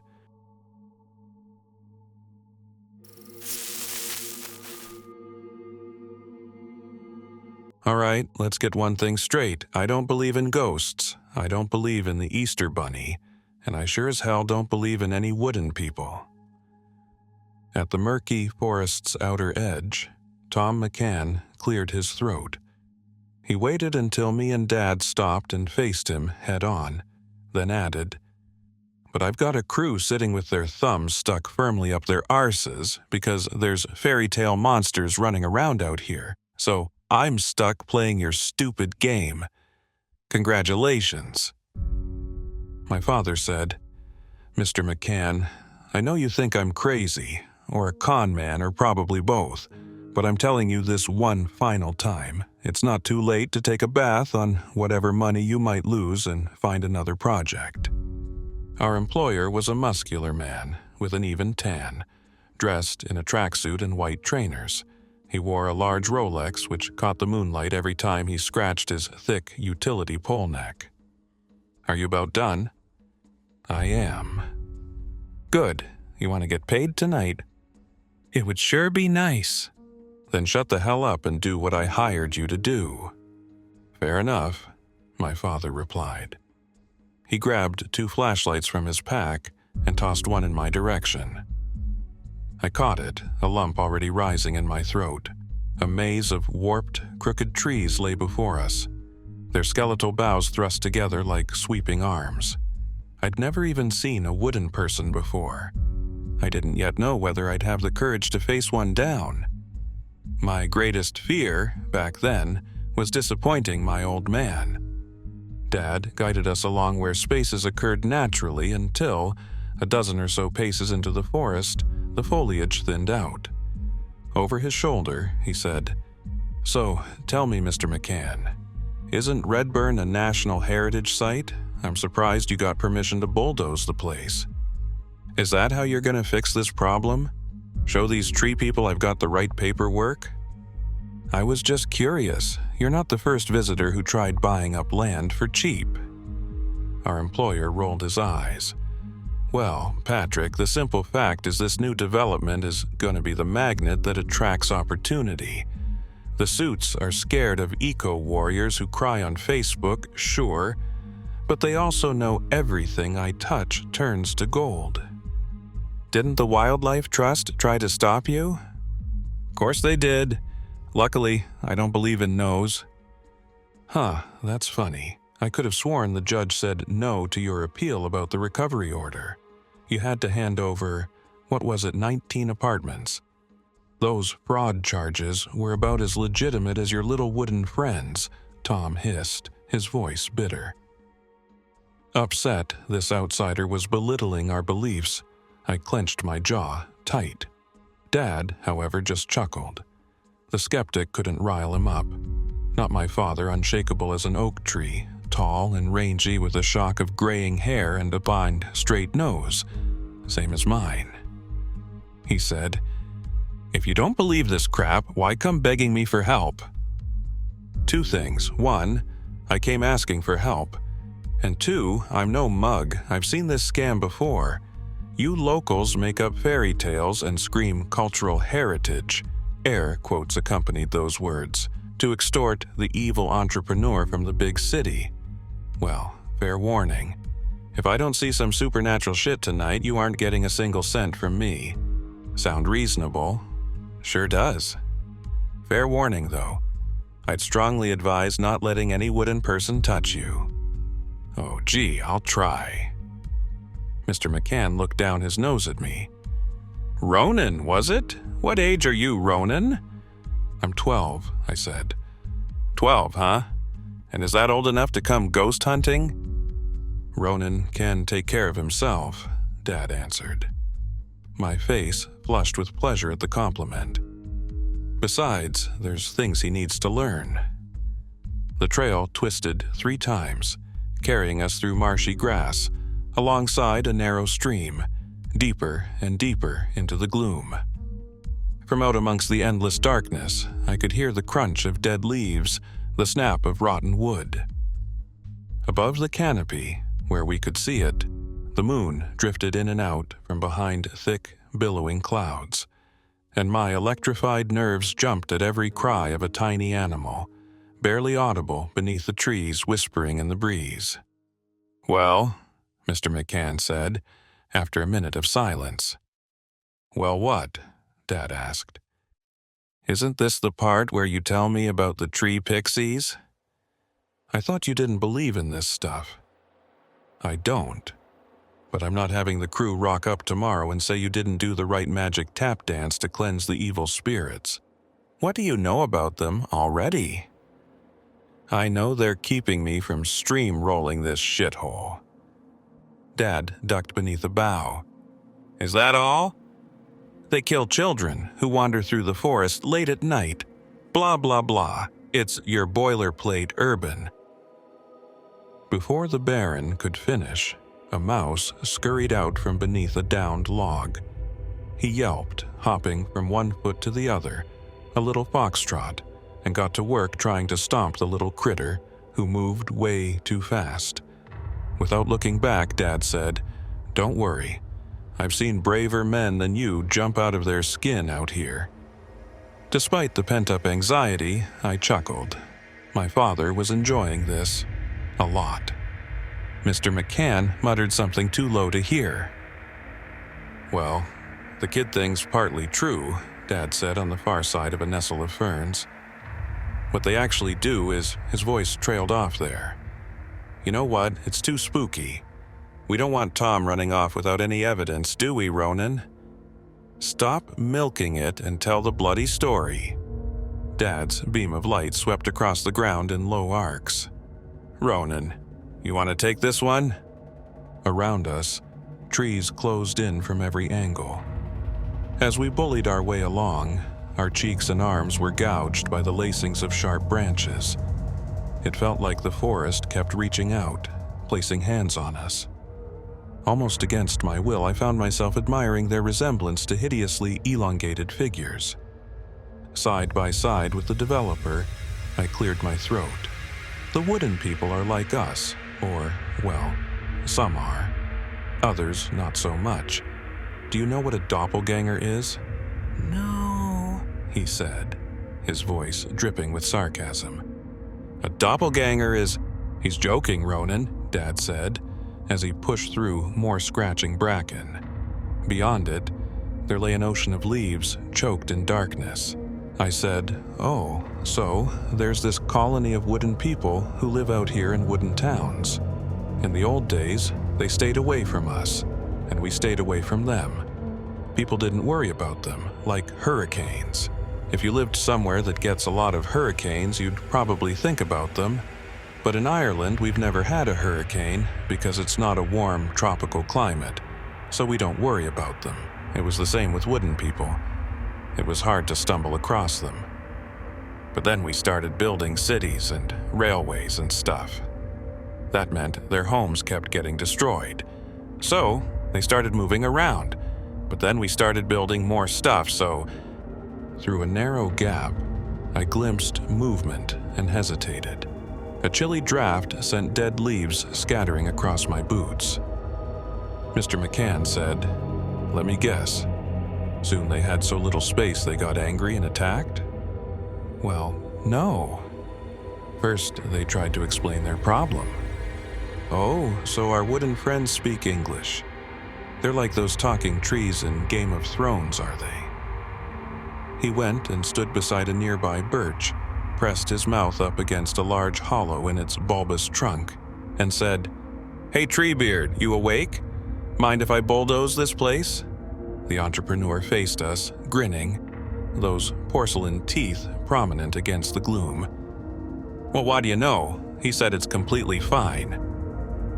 In the middle of a patch of dirt and mud and weeds, Dad said, "Quiet, both of you." Branches scraped together roughly as the forest shivered in its various joints. "What is it, a fox?" Mr. McCann asked. Dad silenced him with a gesture. From somewhere unseen, whispers rang out. Or maybe it was just the wind. My trembling hand struggled to keep hold of the flashlight. Again and again, I wiped the palm sweat on my jacket and prayed Dad wouldn't notice. Dad faced us.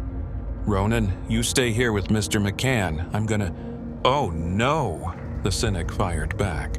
"If I stay put, you'll go out there, smoke a cigarette, and come out panting like you've just performed an exorcism." Unable to mask his agitation, Dad exhaled through his nostrils. "You came asking for my help. Now I'm giving it to you. Nobody's trying to rip you off, I promise. You don't live as part of nature, so you don't see it. But Ireland is bleeding magic. The world is. And now it's starting to fight back. If there's a wooden people out here tonight, you're gonna leave this forest a changed man, believe me. But right now, I need you to listen." It was strange to see Dad angry. He was usually so even-keeled. To me, he said, "Ronan, I'm going to go ahead and lure them out. Stay here and keep a candle lit in case they come this way." From my pack, I grabbed an Olympic-style torch and ignited it with a lighter tucked in the side compartment. The idea of not having Dad around for protection made my neck hairs stir. If the wooden people attacked, it would come down to me to protect us.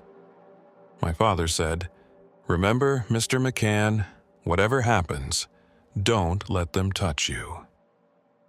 This warning was met with an eye roll. Flashlight in hand, Dad disappeared behind a cluster of ash trees while I stood there, knees wobbling. "That's the trouble with you small-town folk," Tom said, once the gloom swallowed Dad whole.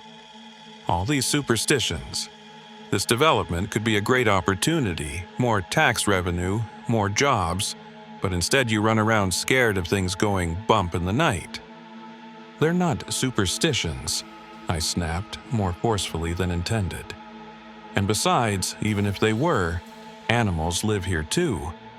Are we just gonna wreck their homes so you can make some money?" "Kid, you see this?" He tapped his Rolex. "This baby cost $50K. The Aston Martin I arrived in was triple that. Your dad drives a 3-door hatchback that's older than you are. I heard that shit heap sputtering up the road 5 minutes before you appeared. Here's some free advice. If you want to make something of yourself, pull your head out of the clouds." At the corner of my eye, a black blob filled the gaps between trees, briefly. After I cleared my throat, I said, "Money isn't everything." "Sorry to burst your bubble, kid, but it is. Why else would your old man be out here? If he was really set on protecting the forest, why take my money to do this phony cleansing?" I didn't have an answer for that, so I turned away instead. Another gust of cold air made me shiver. A moment later, there came a trample of dead leaves. I choked out a feeble, "Dad?" No response. "Is this the part where you stage an attack?" Mr. McCann asked, acting bored. But did his voice wobble a little? Branches stirred as the forest took great, shuddery inhales. It sounded like whispers. The rhythm of my heart quickened. "It's a nice trick," I'll give you that. Tom did a terrible job at sounding disinterested. More whispers, behind us now. I said a silent prayer. Dad arrived back, and then whipped my torch and the flashlight around. Illuminated by the beam, there stood a huge, tumorous oak tree. From behind it, there came a skitter of rapid steps. I held out the torch like a shield. "Who's there?" My companion hung over me like a shadow. So close, his short, quick breaths blasted the back of my neck. What happened to all his bravado?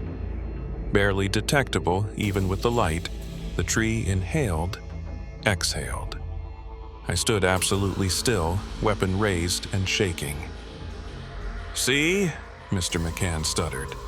"It's nothing, just the wind." Before he could finish, a pair of eyes opened, cloudy and pale as though stricken by cataracts.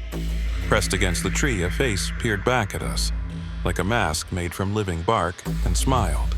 Together, Mr. McCann and I screamed. My hands fumbled the torch, which slipped into a patch of mud and extinguished with a wet splatter. The forest erupted into chatter and whispers. Behind us, up ahead, along both sides. I whipped the flashlight in one direction and the next. Anytime the beam landed on a tree, there was yet another face, each grinning like a clouder of Cheshire cats. In unison, figures stepped away from the trunks. From head to toe, they were the texture-rough bark, except for those pale eyes. Malignant growths engulfed the skulls, twigs and branches sprouted from shoulders and necks, and some were even dappled with furry moss. Limping with crude joints bent at odd angles, they shuffled toward us. A screaming Mr. McCann tore off through a narrow gap in the undergrowth. I rushed after him, unable to even think straight. Waist-deep foliage encroached on both sides of the trail, right up to our ankles. I followed the burly man through a maze of sticks and spears as he barreled ahead, faster than my legs could carry me. Out of nowhere, he ground to a halt. As I caught up, the terrified man backstepped from more wooden people, too many to count. He spun on his heels, knocking me aside as he did, only to discover more closing in from behind, cutting off any hope of escape. Tom choked out a weak, "Please, leave me alone. I'll give you anything. Money, jewelry." He unclipped his Rolex and offered it as a gift. "I'll never come back here. Please, just..." Together, they moved forward, limbs outstretched. They were so close now, so very close. As Mr. McCann's foot caught on an exposed root, he collapsed backwards into the soil. All our tormentors came to a halt except for one, which continued on until it was close enough to reach out and touch a limb against Tom's forehead. On his hands and knees, he spun away, scrambling toward me across the tangled floor. Already, his face had sprouted warts. No, not warts. Saplings, buds. The flesh of his cheeks and forehead bubbled, rapidly swelling in sections, while dark patches grew darker still across his neck, his forearms, his eyes, and even his lips. Paralyzed by fear, I could only watch. Tears opened up along the sleeves of his tracksuit and ran up the shoulders, across the chest, and down the waist. In a matter of seconds, Mr. McCann's limbs became bloated and elongated. His clothes fell to the floor in tattered ruins. Naked and deformed, he staggered to his feet and shuffled toward me, his screams now fading, his limbs stiff and awkward. Roots sprouted from his feet and grabbed the soil, biting deep, destroying any hope of forward progress. Through unmovable lips, he sputtered, "Help me, please." Inside his mouth, I saw a thick green carpet. Within seconds, the man became indistinguishable from a small oak tree, one bough forever reaching forward, the branch lacing inches from my throat. What broke me out of my trance was the sound of puking. Past the tree that had formerly been Mr. McCann, the wooden person that touched him puked up splinters and moss. Its bark flaked and shed, exposing beige skin underneath. At the end of one limb, A fist opened and closed, revealing a human hand which then tore wood from a skull in huge chunks. Beneath these sections lay human features: nose, ears, lips. The human flexed and cried and gulped for air, a hatchling emerging from its shell. I was so entranced by this hideous sight I didn't notice the other wooden people had closed in. After 6 petrified backsteps, a low branch thicker than an amputated forearm stabbed the small of my lower back. I spun around, heart clawing against my chest, only to discover I'd reversed into the nearest wooden person. I dropped onto the ground, head buried in my lap. "Please," I whimpered. "I don't want to be one of you, please." Even then my thoughts were of Dad, and what he might have thought seeing his son cower in fear like that. A hush fell over the forest. I took several short, shuddery inhales. That meant my lungs weren't solid. Yet, slowly, I looked up. Wooden figures loomed over me, motionless. The closest one reeled away its limb. "Let me through!" My father's voice issued from within the crowd. "Dad?" I cried. Figures stepped apart, clearing a path he stepped through. "Ronan!" I got up and rushed forward and threw myself into his arms, my cheeks wet with tears. "I dropped the torch. I'm sorry. I'm so—" "Shush. It's okay." He put a warm hand on my shoulder and my nerves eased. "But Mr. McCann, he's completely fine." Dad stepped aside. Past his shoulder, a new Mr. McCann pulled on spare clothes Dad brought in his pack. A dry gulp seized my throat. "We need to run. We need to—" "It's okay. We're not in any danger." He pulled me in close. "You see, son, there's something you need to know about us.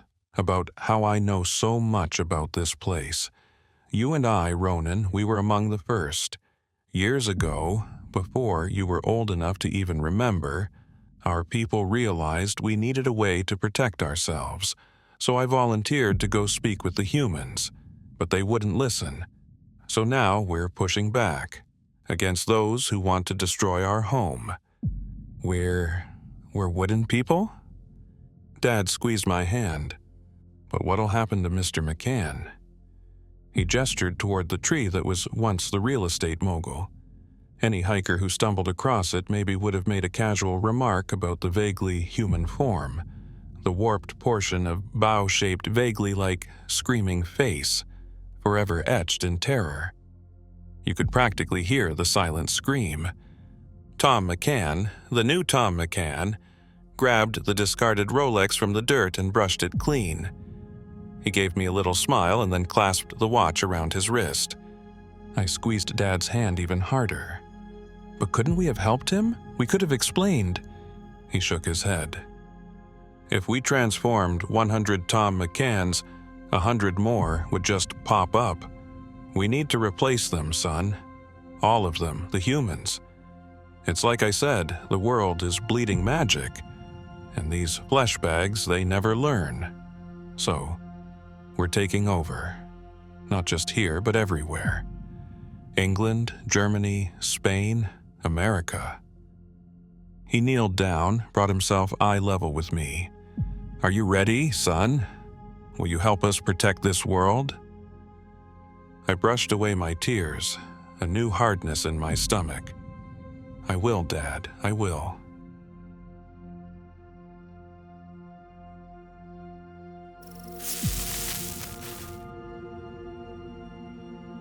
My friend James and I decided to never retell the events of this hunting trip, but I felt it necessary to tell people in order to move on.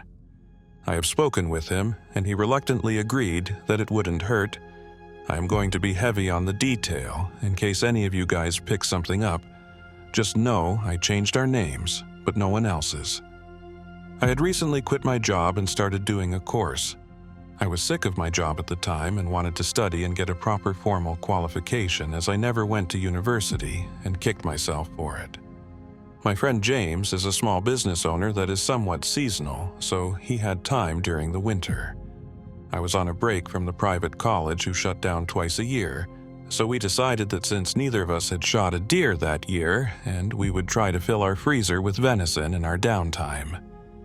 We had both just recently received our R license, which allows us to hunt in state forests in New South Wales, Australia. These forests usually have some kind of pine plantation on them. They are used by the government-owned forestry corporation, and there are hundreds in my state of New South Wales, Australia, covering millions of acres. The forest we had chose was Matt David State Forest, is located on the other side of the Blue Mountains, and is about 16,615 acres. We had chose this massive expanse of land, as I had heard good things from several friends about it, and it reportedly had wild pigs and fallow deer on it. So, the trip was planned, and on a frosty Friday morning in July, Southern Hemisphere remember, we set off for what was supposed to be a 4-day hunt. The drive was great. We spent the few-hour trip talking about life, previous hunting trips, etc. When we got near where we were supposed to be, mobile reception dropped out, which was of no surprise. Most places you go hunting has zero reception. It was about 11 a.m. at this time. The trip was slow due to my mate's incredibly large addiction to coffee and his seemingly minuscule bladder. I think we stopped 3 times. We had been driving on dirt roads for a few kilometers now, and we were starting to come up to some pine plantations, but we weren't sure where to turn in, so we kept following what we thought was the entry road. It was here the first weird thing happened. We rounded a bend in the road to reveal a man sitting in a ute, pickup truck for our American friends, with a huge dog on the back. It was strange. We hadn't passed a vehicle in miles, and yet here this guy was drinking a can of beer at 11-something in the morning. It was as if he was waiting for something or someone. I mean, why would you just be sitting there on a dirt road in the middle of the day doing nothing? We slowly rolled alongside him, said g'day, and asked him where the entry to the forest was. He was approximately in his 60s and had a big, full gray beard. He had all of his teeth and a dark blue jumper, which us Aussies would call a sloppy Joe, and blue jeans. He started telling us that there had been deer around and blah blah, just general stuff you talk to strangers about when in the country whilst he sipped away on his beer. Eventually, after 10 minutes of talking, he offered to show us the entry to the forest. As we were following him, James mentioned how strange it was to be in the middle of nowhere and to come across a man just parked on the road, and that he was almost overly keen to help. But I pointed out we were in the country and people are generally more helpful and friendly. Once we got into the forest, the man pulled over and I again pulled alongside him. And at this point, we kind of did introductions. He said his name was Slim. I said I was Kevin and introduced my mate James. At this point, he offered to show us around the forest and where we could possibly camp. I said thanks, but we'd be fine, but he insisted, so I felt obliged to do so just to entertain him. Whilst following him around the pine plantations made day turn to dusk, it is really dark amongst 20-30 meter high pine trees, and gives it an eerie feeling. James pipes up and goes, "There is no fucking way we are camping where he suggested. We don't know who he is. We have all our gear here. He could want to know where we'd camp so he could come back and steal our stuff." I somewhat agreed, but in that moment I felt he was just an old bored bloke that was happy to see some new faces. During the half-hour or so drive, Slim would stop and tell us the good campsites. Finally, he shows us a big open clearing and says that is where most people camp. By the time he was done with the tour, we wanted to get set up, but had agreed to not camp where he said in fear of getting our gear knocked off. So we thanked him profusely, and that is when the first instance we got that our instincts may be right. When just about as he was getting back in his car, he pauses and asks, "So, where do you think you blokes will camp?" I shut up, not knowing what to say when James goes, "Mate, we're not sure yet. We will probably have a drive around some more and worry about that later on today. It won't take us long to set up once we've gone for more of a look around. I really think you blokes should camp in the clearing. That is where every other mongrel camps," Slim said authoritatively. Slim kind of got a bit agitated at this point and narrowed his eyes towards James, staring him in the eyes. "Well, you bloody well better hurry up and decide. It gets mighty dark and cold mighty quick in this forest, so your pair will want to get nice and bloody warm." Slim barked. James thanked him for his concern, and we hopped back in the car and waited until he drove off. James sat in the car and whispered, "What the folk, man?" I looked and shrugged, not knowing what to say, but feeling far less comfortable than I did 45 seconds before. Once we were certain Slim was gone, we started looking for a concealed camping spot, somewhere out of the way and a place he didn't show us. After what seemed like forever driving up and down these forestry roads and scratching the shit out of my year-old unforgettable on blackberry and other shrubs, we found this little track that went into the forest about 50 miases, and then there was a clearing. The best part was that we couldn't be seen from any road, and we were happy with that. So we set up camp. James had his dome swag and tarp. I had a new dome tent that I had never set up before, so it took a bit to get going, and in the tent I had my flat swag as bedding. But at the end of it I was looking and thinking how cool the camp looked, and snapped a photo on my phone of the camp, which would later save our asses from spending a night out in sub-zero temps with just out hunting gear. With camp set up, we looked at the maps I had downloaded on my phone to see where the no hunting zones were and where best to hunt. We decided our course of action, loaded our rifles, and walked away from camp. After a good scout about, we saw next to nothing other than a feral sheep that had gotten itself caught up in some blackberries, which we freed, and it ran off into the edge of the pine plantation. We decided to make our way back to camp whilst we still had daylight left. We headed back in the direction we confidently thought camp was, and when we got to where we thought it should be, we couldn't find it. "No worries, we will do a lap around, we must have missed the track," we said. We walked and looked and walked for 3 hours. Luckily we had headlamps, as this made life easier. Well, okay, we were still lost, but it was comforting to have light. After a while, we switched down to one headlamp so we didn't run the batteries out of them both. At this point, James had the shits because I should have marked a waypoint to camp on my phone's GPS software. I had frantically been looking at my phone, trying to find phone reception so I could get some Google Earth images to work out where we were in relation to the clearing we picked, but no luck. It was then it struck me that I had taken a picture of camp, and it should have GPS info in the metadata. Luckily for us, the app we were required to use, PDF Maps, had an image import feature that I found, and this gave us our waypoint back to camp, and so we went. We arrived back, got the fire started, and James opens the Captain Morgan spiced rum, which over the course of the night we had pretty much drank the bottle due to James's liberal servings. I'll point out that at this point, all of our hunting gear was locked in the car with ammunition locked in a separate container per Nissaudage firearms laws. We decided that it was time to go to bed at around 11:30 p.m., as we needed to be up around 5:30 a.m. to be hunting before first light. That is when I noticed something odd. My swag was all set up. I could have sworn I had placed the sleeping bag under the canvas flap of the swag, but there was my sleeping bag rolled up in its own bag on one side of the tent. I put this down to my imagining of setting my bed up properly, and more than a few drinks, so I drunkenly set it up and went to bed. 5:20. 25 a.m. my alarm goes off, echoing in my hungover head. I hate mornings. I get up, my head hurts, and I reach from tiredness and too much drink from the evening before. Our plan was to get up, go for a hunt, and come back, light the fire, and cook brekkie, so we get set and head off on our hunt. We had scouted this area and walked there before light, so we could be in place as we thought the deer may be feeding in this area. But when we got there, we could hear the drone of a diesel engine just puttering away. We couldn't see it, but it sounded close, so that was that. Hunt screwed up, and we went and tried another spot.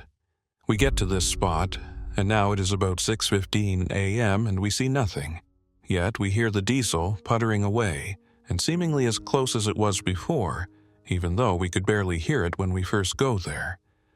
This didn't strike us as unusual. It was a Saturday morning, and there was bound to be other hunters out there, but aside from Slim and the sound of the diesel, we had seen no trace of anybody. We call it quits and go back to camp for breakfast. This is when things take a turn for the strange. We get back to camp and the fire was raging, stacked with wood that was burning hot and strong as if it had been going for a while. This was really weird. We didn't light it. The fire went out throughout the night. It was not burning in the morning. It didn't even have any warm embers, as we had limited firewood and were conservative with how much we burnt. So it was just about out before we went to bed the night before. James and I looked at each other. We couldn't explain it. We hadn't even stacked wood on the fire in anticipation for when we got back. We are never that organized. At this point, I remembered my sleeping bag being rolled up and ran to my tent, unzipped it, and not only was the sleeping bag rolled up again, my swag had been flipped around so the open end, where you place a pillow, is facing the front of the tent and not the back. I did not do this. I called James to come check it out, and I called again. He eventually answered, Kevin, why, you might want to come check this out." He kind of whimpered. I stood up, zipped my tent, and walked over to the front of the car where James was looking at the still frosty windscreen of my 4WD, where I noticed someone had written something into the frost. "Stay warm, but don't burn." At this point, I went off. "James, you prick! Don't poke about like that after this shit happened with the fire and my swag." But I knew he didn't write it. He was too shocked. He can't go this long without laughing if he was messing about. I think I just wanted it to be a joke, but the look on his face said he was not joking, and as time went on, it would be proven he wasn't joking. After my outburst, James, he turned to me and just screamed in my face. Not like a girly scream, but a massive, guttural scream that came from deep down in his chest. He screamed for what seemed like a minute, but I was sure it was only a few seconds. I jumped back. It scared the shit out of me. At this point, he threw down his backpack and stormed off into dark pine plantation next to us. I was pretty freaked out. I've known James for 10 years or more, and he has never behaved erratically like this in the past. I didn't follow him though, maybe I should have. I just felt he needed a moment, and it was probably the shock of what had happened at camp, combined with the stresses of home life and business. I was going to start packing up camp as, to me, there was no way we were staying. Someone had found us and was folking with us big time, and who knows how far they would take it. It was then I looked into the flames and they grabbed 100% of my attention. There was nothing extraordinary about the fire, but I walked closer, feeling the warmth on my skin. Not that I was cold anymore, as adrenaline was still surging through my body with the events that had just transpired, but I was fixated into the flames. I just sat down by the fire and watched the flames. I put it down to a bit of shock, but I didn't feel I was frozen in fear. I just couldn't think of anything else better to do. I felt compelled to watch the fire. I was there maybe 10 to 15 minutes when James comes back and sat in his camp chair next to mine, not saying a word. The fire eventually died down to embers. It was about 11:30 a.m. this stage when I snapped out of the sleep-like trance and I heard that diesel 4WD in the distance get louder and louder to the point I could tell it was driving right by us on the road. At this point, we both sort of tilted our heads to listen, whilst looking in the direction of the vehicle's engine noise, waiting for it to come through our hidden track, but it just droned on past us, and eventually out of earshot. It must have just been another hunter or visitor to the forest. After all, diesel 4WDs in the bush are one of the most common types of vehicle. I was fully alert by this stage and feeling much more at ease. I turned to James and asked him how he was, which he replied with half a smile on his face. "Folk, this guy? Who the folk does he think he is trying to folk with us? Just because we don't live out in inbred country, he thinks he can folk with us, and we'll just move on out of his precious hunting grounds. Well, folk that I ain't going nowhere." I was surprised by his apparent anger and protest of what had happened, as James is definitely not a guy who loves a fight, and really he was not usually an angry guy, but who can blame him for being angry after someone had disrespected us and messed with our camp whilst we weren't there. It is one of the rules of camping. Unless you need help, you do not go into another camp when it's unattended. It is rude and will get you a beating if you wander into the wrong person's camp. So, at this point, I asked James if he wanted to move camp, which, before I sat down at the fire, I was determined to do, but now I wasn't so concerned for some strange reason. He said, "No, let's give it another night," as he rummaged around in the esky pulling out bacon and eggs for breakfast, even though at this stage it was closer to lunch. I had started to rationalize it and thought about what had happened, and if it was really that bad. My sleeping bag was rolled up. We heard a vehicle in the distance but never saw it. The fire was burning when we got back to camp. "Stay warm but don't burn" was inscribed in the frost of my windscreen. My bed was messed with. It is weird the stay warm thing made sense with the fire going. The bed thing is also strange but somewhat non-threatening. The only threatening thing was the don't burn part of the message.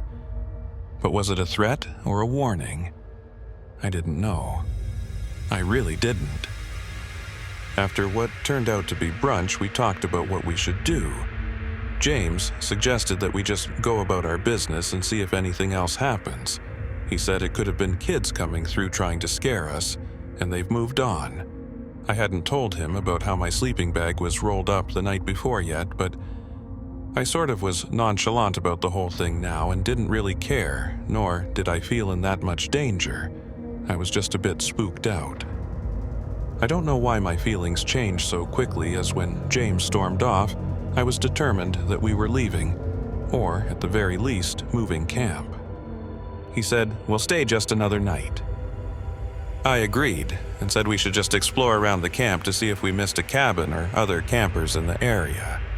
So, we stayed together, and we looked around, seeing nothing out of the ordinary in the immediate vicinity of camp, but we followed the clearing, which was long and narrow to one end, and doubled back past camp to check if anything had happened. Nothing did, and walked to the other end. Once we got back to camp, we decided to see what was on the other side of Pine Plantation. We had our rifles with us in case we saw some deer and to make sure they couldn't be stolen. When we got to the other side of the pine plantation, there was a beautiful clearing. It was circular and covered on all sides, as if someone just decided to clear and mow the area. It was a bit odd that this clearing was here. It didn't seem like it was supposed to belong. Whilst pondering about the existence of this clearing, I heard crashing on the opposite side of the clearing and into the brush. I quickly raised my rifle to see if it was a deer, but what I saw couldn't have been further from a deer. I just caught a quick glimpse of blue jeans and work boots for like 2 steps that disappeared into the thick scrub. I screamed out, "Hey, you come back!" To which all we heard in reply was maniacal giggling.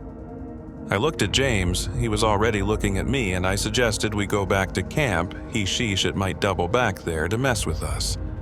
So we headed back to camp, but came in a different way to the way we left, and we stalked up on camp as if it was a deer we were about to shoot. Both of us had our rifles in hand, which I realized was odd, as we'd usually have them slung over our shoulder. I guess we were wary as to what happened. Camp started to come into view.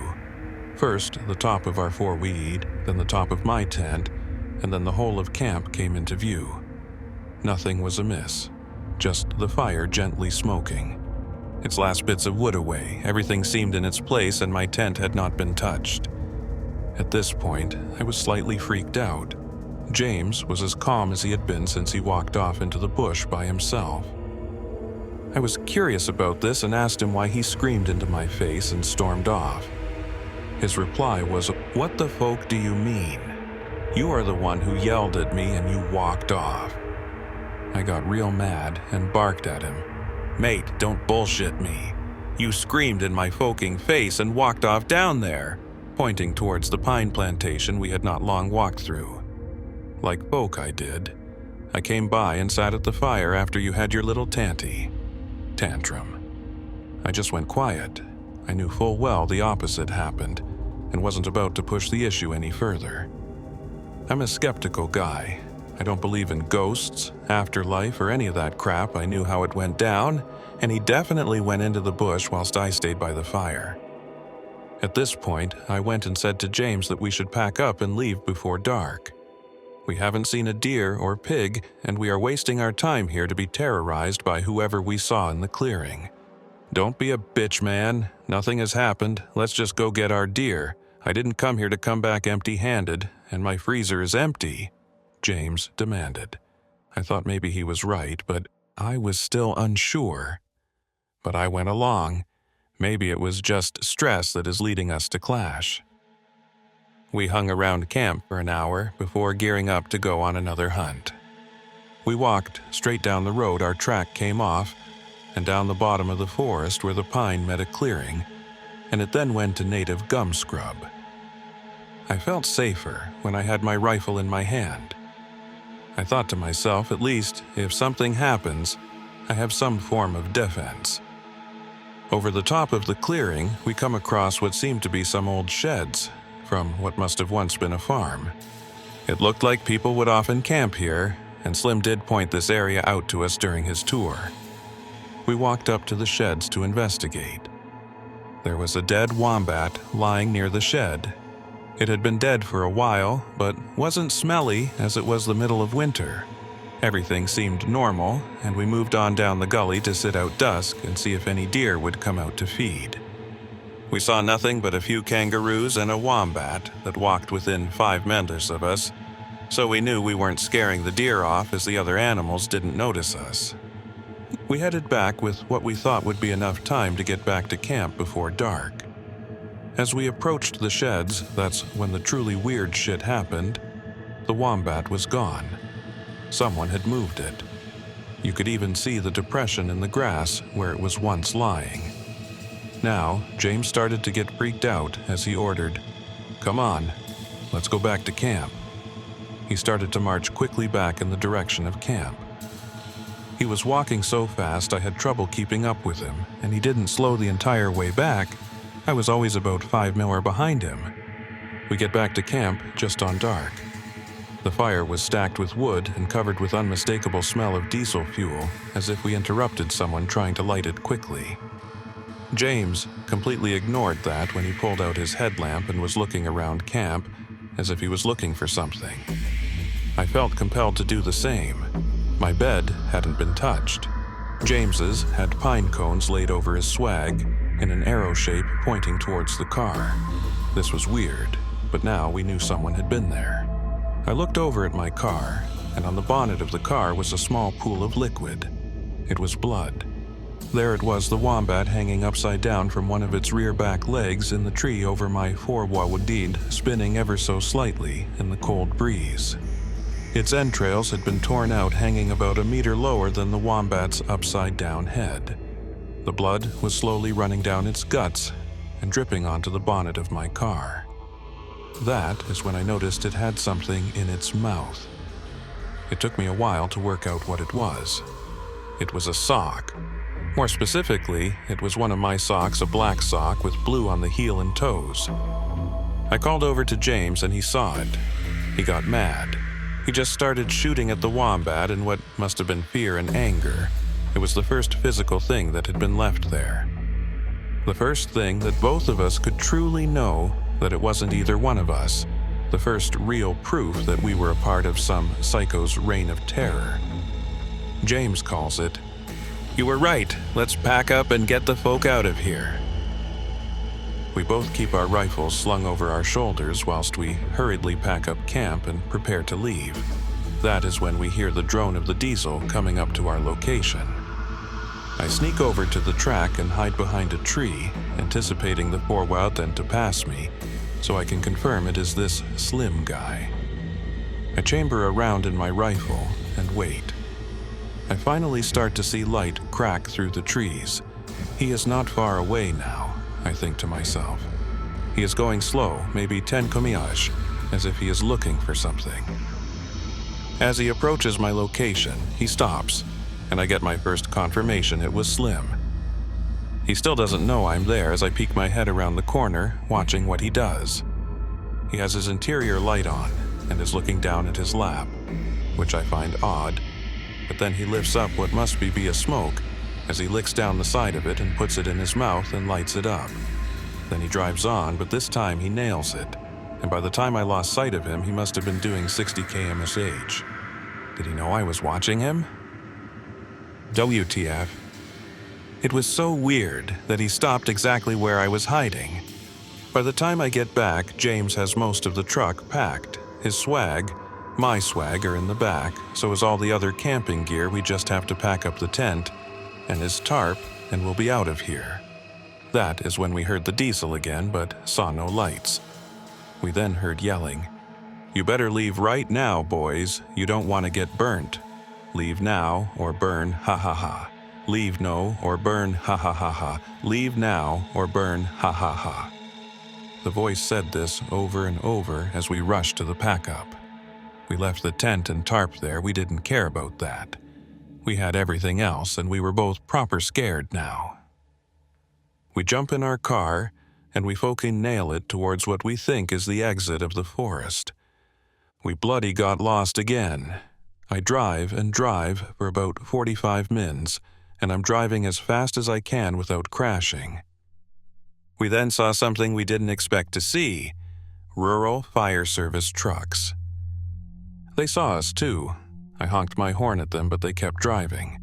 Seeing as we were so lost, we decided to follow them, thinking they will be able to tell us how to get out. So we followed the two trucks, and sure enough, they bloody drove straight to our campsite, where there was Slim's ute waiting for them. We didn't know what to do at this stage, other than get out and see what the commotion was about. We were more comfortable knowing there was 6 fireys there, and that is when we pulled up and walked down the track to what was left of our campsite. The whole camp was set on fire. My tent was no more just a melted black mass on the ground. The trees where James's tarp was tied to were burning, and once the fireys were well on the way to extinguishing the fire, the chief started questioning us as to why we burnt the area. The fire chief barks at us, "Why didn't you put your fire out before you bloody left?" If it wasn't for Slim radioing HQ, the whole forest could have bloody went up. Folking city wankers coming here not having a clue. Don't ever come here again. We mean it. You ain't folkin' welcome around here again. I looked over at Slim, wanting to kill him. He looked back at me with an evil look on his face as he mouthed, "Don't say a folking word." His stare was so intense I could have swore he said out loud, "Burn, you cunts." But no one reacted, so I must have imagined it, but James would later confirm he thought he heard him say it as well. Due to this, we didn't protest to the accusations. Slim was well and truly under our skin now. The fireys put the last of the fire out and begrudgingly said we could follow them out, and they directed us back to Oberon. We got into Oberon late that night and checked into the local pub, which had rooms to let at about 9 p.m. As we were walking back to our car to get some clothes, we saw the last person we wanted leaning up against the street, rolling a smoke with a beer can on the bonnet. We stopped dead in our tracks. He raised his eyes over his rollie to look at us. An evil smile rolled across his face, and then started that maniacal giggling that we heard back in the clearing. We didn't even bother returning the keys to the pub. We just hopped in our car and drove back to Sydney, and would later post the keys back to the pub. When we were unpacking our gear, we found a note that was tucked into a spare pair of boots I had, and it read, "Feeling hot. See you next time, boys." I don't know exactly what happened, or what we did to Slim, or even who Slim was, but there was some spooky shit that went on that weekend, and we can't explain it. We both have nightmares about it all the time. Every time I see a foreign body like Slim's, I tremble. It's so strange. It's so scary, but for some weird reason, both of us have talked about the next time we go back there. I feel drawn to the place, and so does James, but we swore if we ever went back we would go together, and we must try to fight the urge. Does anyone have any thoughts on what happened and why we feel compelled to go back? Anybody have any idea of the James swearing blind, still to this day, that I was the one who in fact walked off after we came back to the lit fire and message? I would love answers, as right now I have none, but I just feel I need to go back. Should we?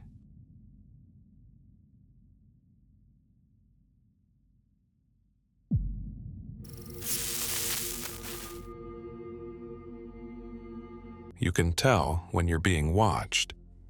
There's nothing to actually prove this, but everyone knows it's true. And as I crept my way through the woods, rifle in hand, I knew there was something else with me.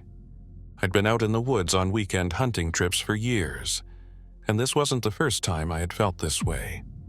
Usually it just meant I had been noticed by whatever critter I had set my sights on, though on one occasion my observer happened to be a rather irritable grizzly bear.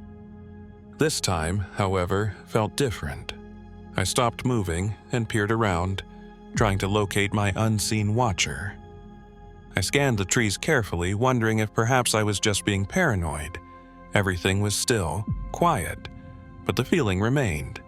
The gaze didn't feel hostile, like the staring of a predator stalking prey. Instead, it felt, well, I guess curious, I suppose, is how to best describe it. Like a child staring at you on the subway because you're dressed funny.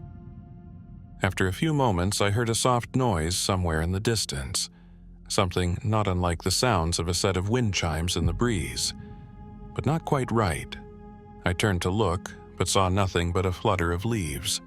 The sensation of being observed subsided, and I continued on my path, trying my best to shrug it off.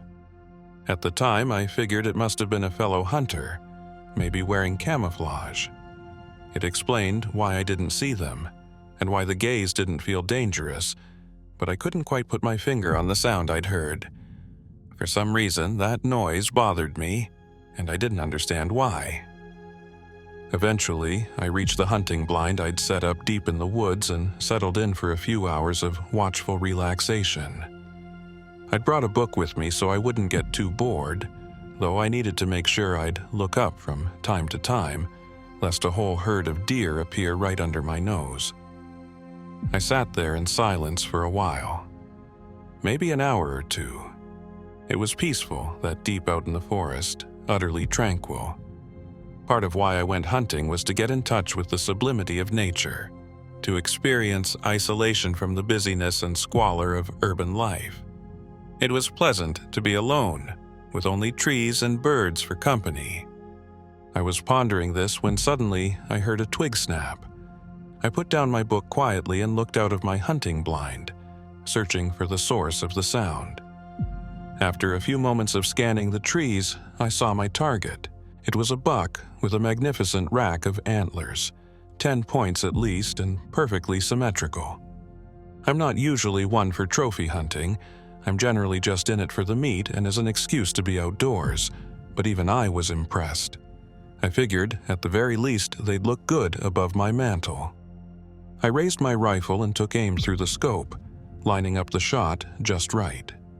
I wasn't in any hurry, it hadn't seen me, so I had plenty of time to steady my breathing and place the buck's head squarely in my crosshairs. It would have been a clean kill, an instant, painless death. That's when I got that feeling again. I knew that I was being watched. I could tell it was the same observer from earlier. I guess you could say the vibes were similar, but the intentions were different. Before, whatever was watching me had simply been curious, but now it felt angry, like it was jealous. The buck noticed something was wrong too. Its ears pricked up, and it started to look around nervously. I knew that I had to take the shot right then, or else I wouldn't have another chance. It was about to bolt. But something held me back. I heard that faint sound of something almost like wind chimes from behind me, and I closed my eyes and set down my rifle. I didn't know what was about to happen, but I sure as hell knew I didn't want to see it. This decision may have saved my life. The chimes grew louder and closer, mixed in with the sound of rushing wind. Whatever it was It moved as quickly as a freight train. I heard it move past me like the rush of waves against the beach, the pseudo-musical chiming reaching an almost unbearable volume. I heard the buck cry out for a split second before its scream was silenced with one of the most bizarre noises I've ever heard. I can't even hope to describe it accurately. It was somewhere between a slab of gelatin being pushed into a paper shredder and a crystal chandelier crashing to the floor. But even that doesn't fully do the hellish cacophony justice. It was so loud it made my ears ring, and it was followed by such intense silence that I swear I thought I had gone deaf. The whole forest had gone silent, as if every living thing was too scared to make a sound. Eventually, after the silence had passed and the birds started chirping again, I opened my eyes. There was nothing there. No buck, no blood, no drag marks, nothing. It was as if it had never existed at all. It was going to get dark soon, so I quickly left the blind, hiking as quickly as possible back to camp, perhaps a tad faster than was strictly necessary. I kept listening intensely, horrified that I would hear the sound of something not quite like wind chimes coming towards me. Finally, I reached my tent. I was tempted to just pack up my gear and hightail it back to my truck, but by this point it was so dark that I feared I would get lost if I did so. Instead, I simply slipped into my tent and got inside, fully clothed, with my loaded rifle next to me. I didn't sleep at all that night. At some point around 2 or 3 a.m., I felt a presence outside my tent. The hairs on the back of my neck stood on end, and that feeling of being watched came back in full force. After a few minutes of this, I faintly detected that sound of the almost wind chimes, very quiet, from outside. I clutched my rifle with white knuckles, not wanting to go down without a fight. The chiming increased in intensity for a moment, followed by a loud, wet thump. Then, the not-quite wind chimes faded into the distance, and the paranoid sensation of being observed abruptly vanished. I still didn't leave my tent until the sun came out. I sat alone, terrified that the thing would come back, until the first rays of sunlight peeked through the fabric of the tent. I know it's childish, but I felt safer in daylight. As I unzipped the tent flap and stepped outside, I detected a strange odor, almost like ozone. As I hastily began packing my things to leave, I stepped in something which I quickly concluded must have been the source of the smell. It was a slimy pile of what looked like white and gray strings on the ground, along with a rounded object about the size of my fist, with a texture like undercooked noodles. I had no idea what I was looking at, until I noticed the 2 small orbs connected to the rounded object with white strands, eyes. It was the entirety of a deer's central nervous system, meticulously stripped of flesh and removed from the body. I nearly vomited on the spot when I understood what I was looking at. I've butchered deer before, but I'd never seen anything like this before or since. It would take a master surgeon to do something with that much precision. I knew immediately that whatever had killed that buck left this here. It was a gift, a sign of appreciation for me letting it take the kill, an attempt at sharing the bounty. I don't know if the thing that took the deer knew what parts of it we ate. I packed up my campsite as quickly as possible and practically ran back to my truck. I haven't been hunting since.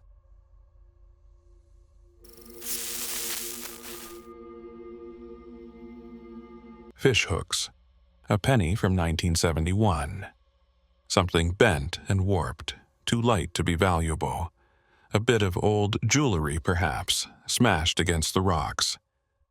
Why am I doing this? I must like standing in the rain. I must like the heady smell of seaweed and salt, the crisp sound of wet sand beneath my feet, the inevitable feel of it between my toes, despite the sturdy shoes and thick woolly socks that I wear. This beach is littered with cheap tat and nothing else. I've been coming here for years, drawn by the excitement of a silver coin found in 2008. Since then, I've found the odd musket ball, but nothing of any real value. Most of the time, when I get down on one knee, I anticipate disappointment, and yet here I am, still scanning the sand and rocks looking for another 1-in-a-million find with my detector, but there's nothing here. This place has been combed thoroughly, not by competing hobbyists but by myself, slowly and painfully over a process of years. This is hardly a place for sunbathers. The sloping cliffs rise overhead as I pick my way along what little sand lies between the rocks and the ocean. Seagulls coast lazily in the sky, but down here on the ground the wind is fierce, and so is the sea. White horses race furiously towards the land, breaking not far to my right, folding into themselves to paw lazily at old clumps of rotting seaweed and stubborn rocks. I am alone, standing at the feet of giants. For a moment I take my headphones off and look around, my senses battered by the wind. Eyes stinging, I scan the way back. When I began, there was an old man going for a walk, but he's nowhere to be seen now. Not long, and the tide will erase the way back. This isn't a popular beach, not with families. Nudists sometimes come here during winter to go racing into the waters, screeching and giggling, titillated and thrilled. Those nude retirees visit this place for much the same reason I do. It's not good for bathers, swimmers, surfers, or much else. The rocks are dangerous. Riptides, funneled by powerful geography, have claimed more than a few lives.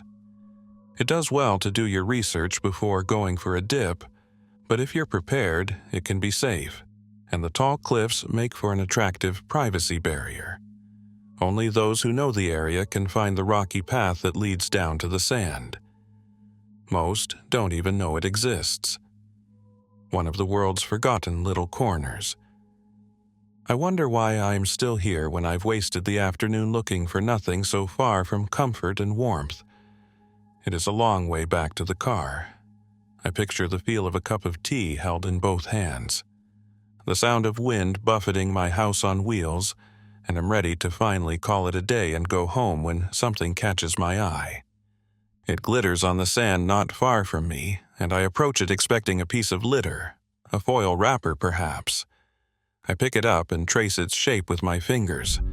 My mind moves at a glacial pace. It is a gold coin. It is cold to the touch, handmade, pre-Saxon. The ancient head stamped into its metal is strange, warped with time.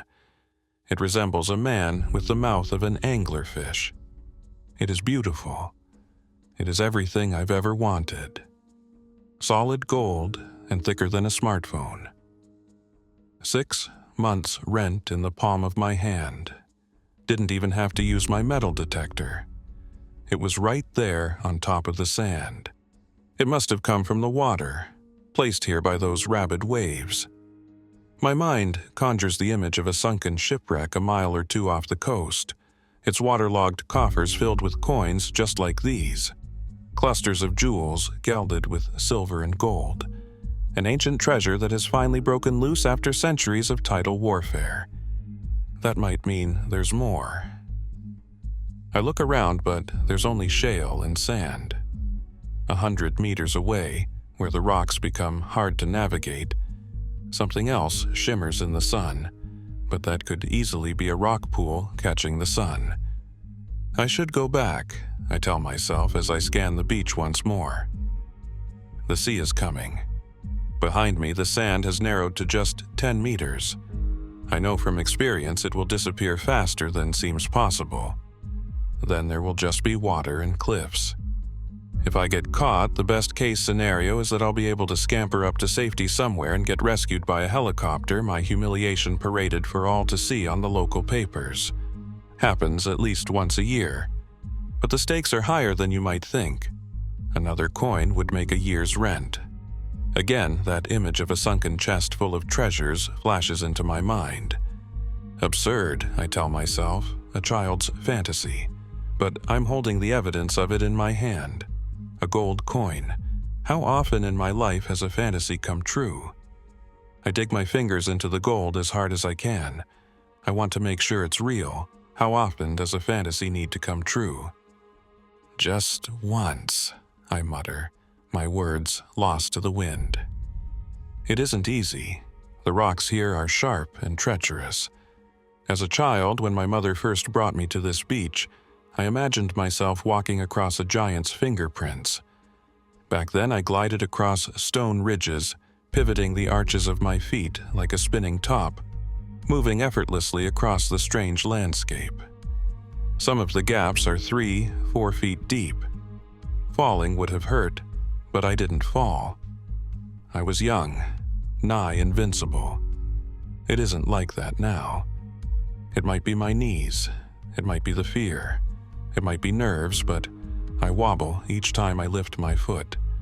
My body struggling to balance ridges as thin as a pencil. I fall twice, and the second time, it hurts like hell. Ripped jeans, ripped skin, blood, a gash that takes 30 seconds for the pain to reach consciousness. I grit my teeth. Determination floods me. I look back and realize that the sand is no longer there. Turning back now means wet socks and shoes, ankle-high water. I'd be humiliated. I look down at the cut in my leg, watch the blood flow thinly into salt water until it turns a pinkish yellow. There's another gold coin. All thoughts of turning back dissolve as I fumble for it in my fingers. I want more. I want the coffer. I want to run my fingers through gold like it's liquid. I want to submerge my arms elbow deep into the treasure I can't stop picturing. But the tide is coming. The tide is here, furious waves falling just a few feet short of my position. This will have to do. 2 coins, a year's worth of rent. I accept this compromise and begin to turn back. A wave hits me. It is worse than any punch. No boxer has ever hit this hard. Here is a force that shapes continents, and it has me firmly in its grip. I can't tell you how long this next part lasts. There is salt, spray, foam. I am tossed about in a way that I have never been before, like a roller coaster without the tracks. A rock smashes my ribs. Another, my ankle. Something breaks. There is darkness. There is light. I am dying. I am sure of it. When I awake, it is to the feeling of my lungs fighting for air while I lie on my back. For a second, I am just an animal and loving it. Then the rest comes flooding back. The tide, the beach, the coins. I lurch upwards and stare at my palm clutched so tightly I have to will the muscles to open. Sure enough, the gold coins are still there. I laugh, but the movement hurts. And even worse, it starts something. In just a few short seconds, I'm forced to reckon with 3 terrible facts. First, my ribs are broken. Second, my ankle is broken. Third, I am going to be sick. The salt burns, but it is nothing compared to my ribs and ankle as I struggle to roll over. I cannot help but cry as I vomit. I've never known pain like this. I manage 4 pitiful heaves of seawater and bile before collapsing in a breathless fit. My chest feels full of gravel. After a few long breaths, I sit up, secure the coins in a pocket with a zipper, and look around. I realize how strange the world has become. I am lying on a flat rock at the mouth of a cave. I must have been deposited here like one of those coins, and I count myself lucky. I want to look outside. I want to take register of how far I am along the coast and how low the sun has fallen, but I cannot stand, and movement is beyond difficult. The best I can manage is a crawl, and I soon realize I'm going to need all my energy. A gentle lapping of water reaches my feet and soaks my legs and arse. I haven't even managed to catch my breath, to contemplate the jagged ruin of my ankle, and already the tide is catching up with me. It makes sense, I suppose. The sea put me here, so of course it isn't far behind. Shit, I hiss aloud. For the first time since finding the coins, my mind snaps back into what feels like a normal speed. I am in incredible danger, and it's still not too late for that luck to run out. I pat my pockets. My phone is broken and unresponsive. My only light is a waterproof torch I keep on my keychain, a Christmas gift from my mother. She likes that I have a hobby. She says it makes it easier to shop presents for me. I turn the torch on and almost cry at the serendipity of it. Until now, I have never used it. The cave ahead is roughly waist high, and it goes deeper than my torch can reach. The ocean is rising behind me, furious at losing its catch. Thankfully, the cave slopes upward a few meters in, so I begin to crawl, seeking higher ground. I drag myself off the flat rock and further into the cave. I make slow progress across the collection of eroded gravel and random crap the water has deposited here over the years. Fishing tackle, old nets, driftwood, a cat's skull. I cannot help but stop at that last one. Hollow eyes glare back at me like a warning. I shake the feeling off and move onwards. I am losing this chase, I realize, as the water catches up to my belly. Shit. I drag myself elbow over elbow like they do on those army adverts. Be the best. I think over and over as my ankle catches on the stones and my ribs grind in my chest. I haven't cried like this since I was a child, but I don't stop. The water is at my chest now. The cat's skull is floating somewhere behind me, buoyed by the rising sea. I don't want to join it. At last, I make it to where the ground begins to rise. The darkness ahead makes for an ominous savior, but here is my only chance of survival and I cling to it. I ignore the caveman inside me. He is terrified of this place and is banging every warning drum in my mind that he can reach, but I forge my way ahead regardless. Arm over arm, my progress is slow, maybe a meter for every 10 minutes, I cannot say for sure. I'm no athlete. When the rising tunnel becomes too steep for my elbows to offer much traction, I dig my fingers into cracks in the stone and pull myself along that way. Meanwhile, the water climbs still. I feel its icy touch reach my collarbones and let out an audible cry. I don't want to die. It terrifies me, the thought of it. The pain, most of all. How painless is drowning, I wonder? Less painful than this? I want to weigh up the pros and cons of letting go and sliding back into the water, but my brain won't let me. It is all or nothing. Instincts older than the continents propel me. Fighting to hold my chin up as the water reaches my bottom lip, I fail to notice the ground changing direction, a sudden downward tilt that leaves my hands flailing. I want to pause and gauge the way ahead, but it is far too late. I am carried over the top by a mix of gravity and the water's currents. For a moment I am weightless, and then there is total darkness. For the second time that day, I pass out. When I awake, I am on my stomach, and in so much pain that I'm actually able to register a glimmer of anger at the world around me. This is starting to feel personal, and that spark of frustration is what gives me the strength to lift my head up and try to gauge where I am. Luckily, my torch stayed strapped to my wrist, and I use it now to see that I am in a head-height cavern. Nearby is a crack in the rock, and from there the water drains. Lucky for me, or else I would have surely drowned. Behind me lies the way I came. It is a nearly vertical wall of rock, 10 meters high and slick with algae, and eroded smooth by millennia of waves. I have no more chance of climbing it than I do the Empire State Building. I watch as another wave crests the top and strikes me like a thrown bucket. Nearby, that crack has begun to fill, backwash lapping eagerly at my feet. If I stay here, I will likely drown in less than an hour, but this isn't a death trap, not yet anyway. The cave carries on. Another tunnel, chest height, big enough to crawl through. It bends gently out of sight, and something about the darkness beyond makes my stomach curdle. For all I know, it terminates after a meter, but I have no choice except to try. I persist, crawling onwards around the corner. It seems safe at first, but then the tunnel begins to narrow. I try not to let it worry me. I am on my stomach and there is room to spare as the ceiling gradually lowers from 6 to 5 to 4 feet. When it starts to graze my shoulder blades, I have to suppress the need to hyperventilate. Then it's not just the ceiling that's getting closer. The walls on either side encroach on my arms, and the panic becomes very real. I keep hoping they'll widen any second, but they don't.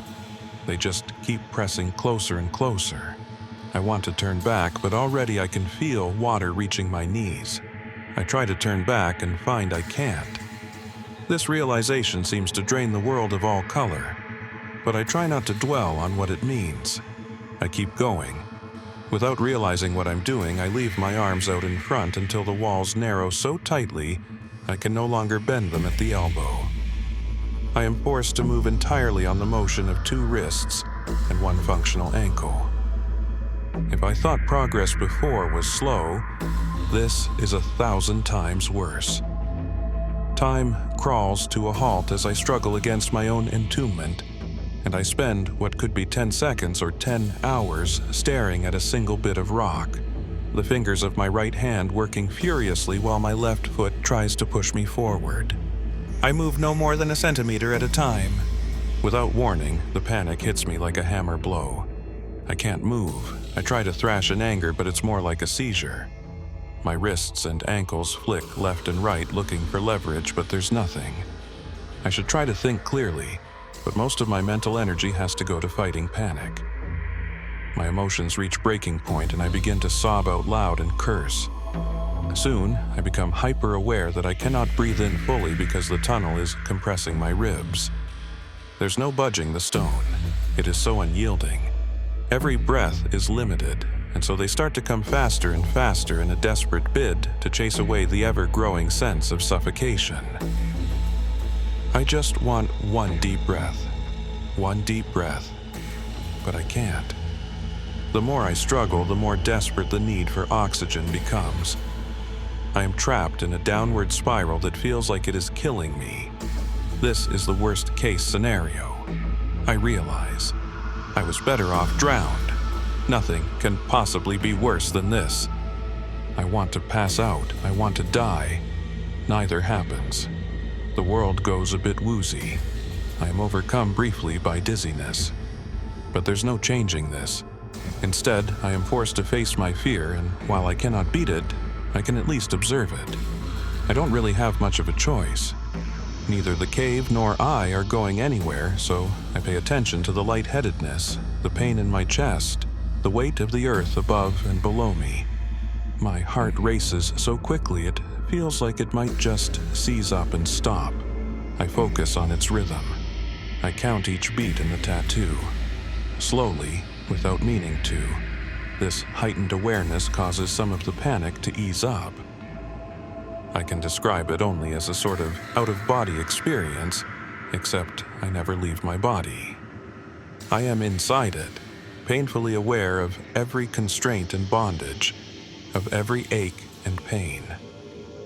At last, I notice something new. If I breathe out, the rock is no longer squeezing me to death.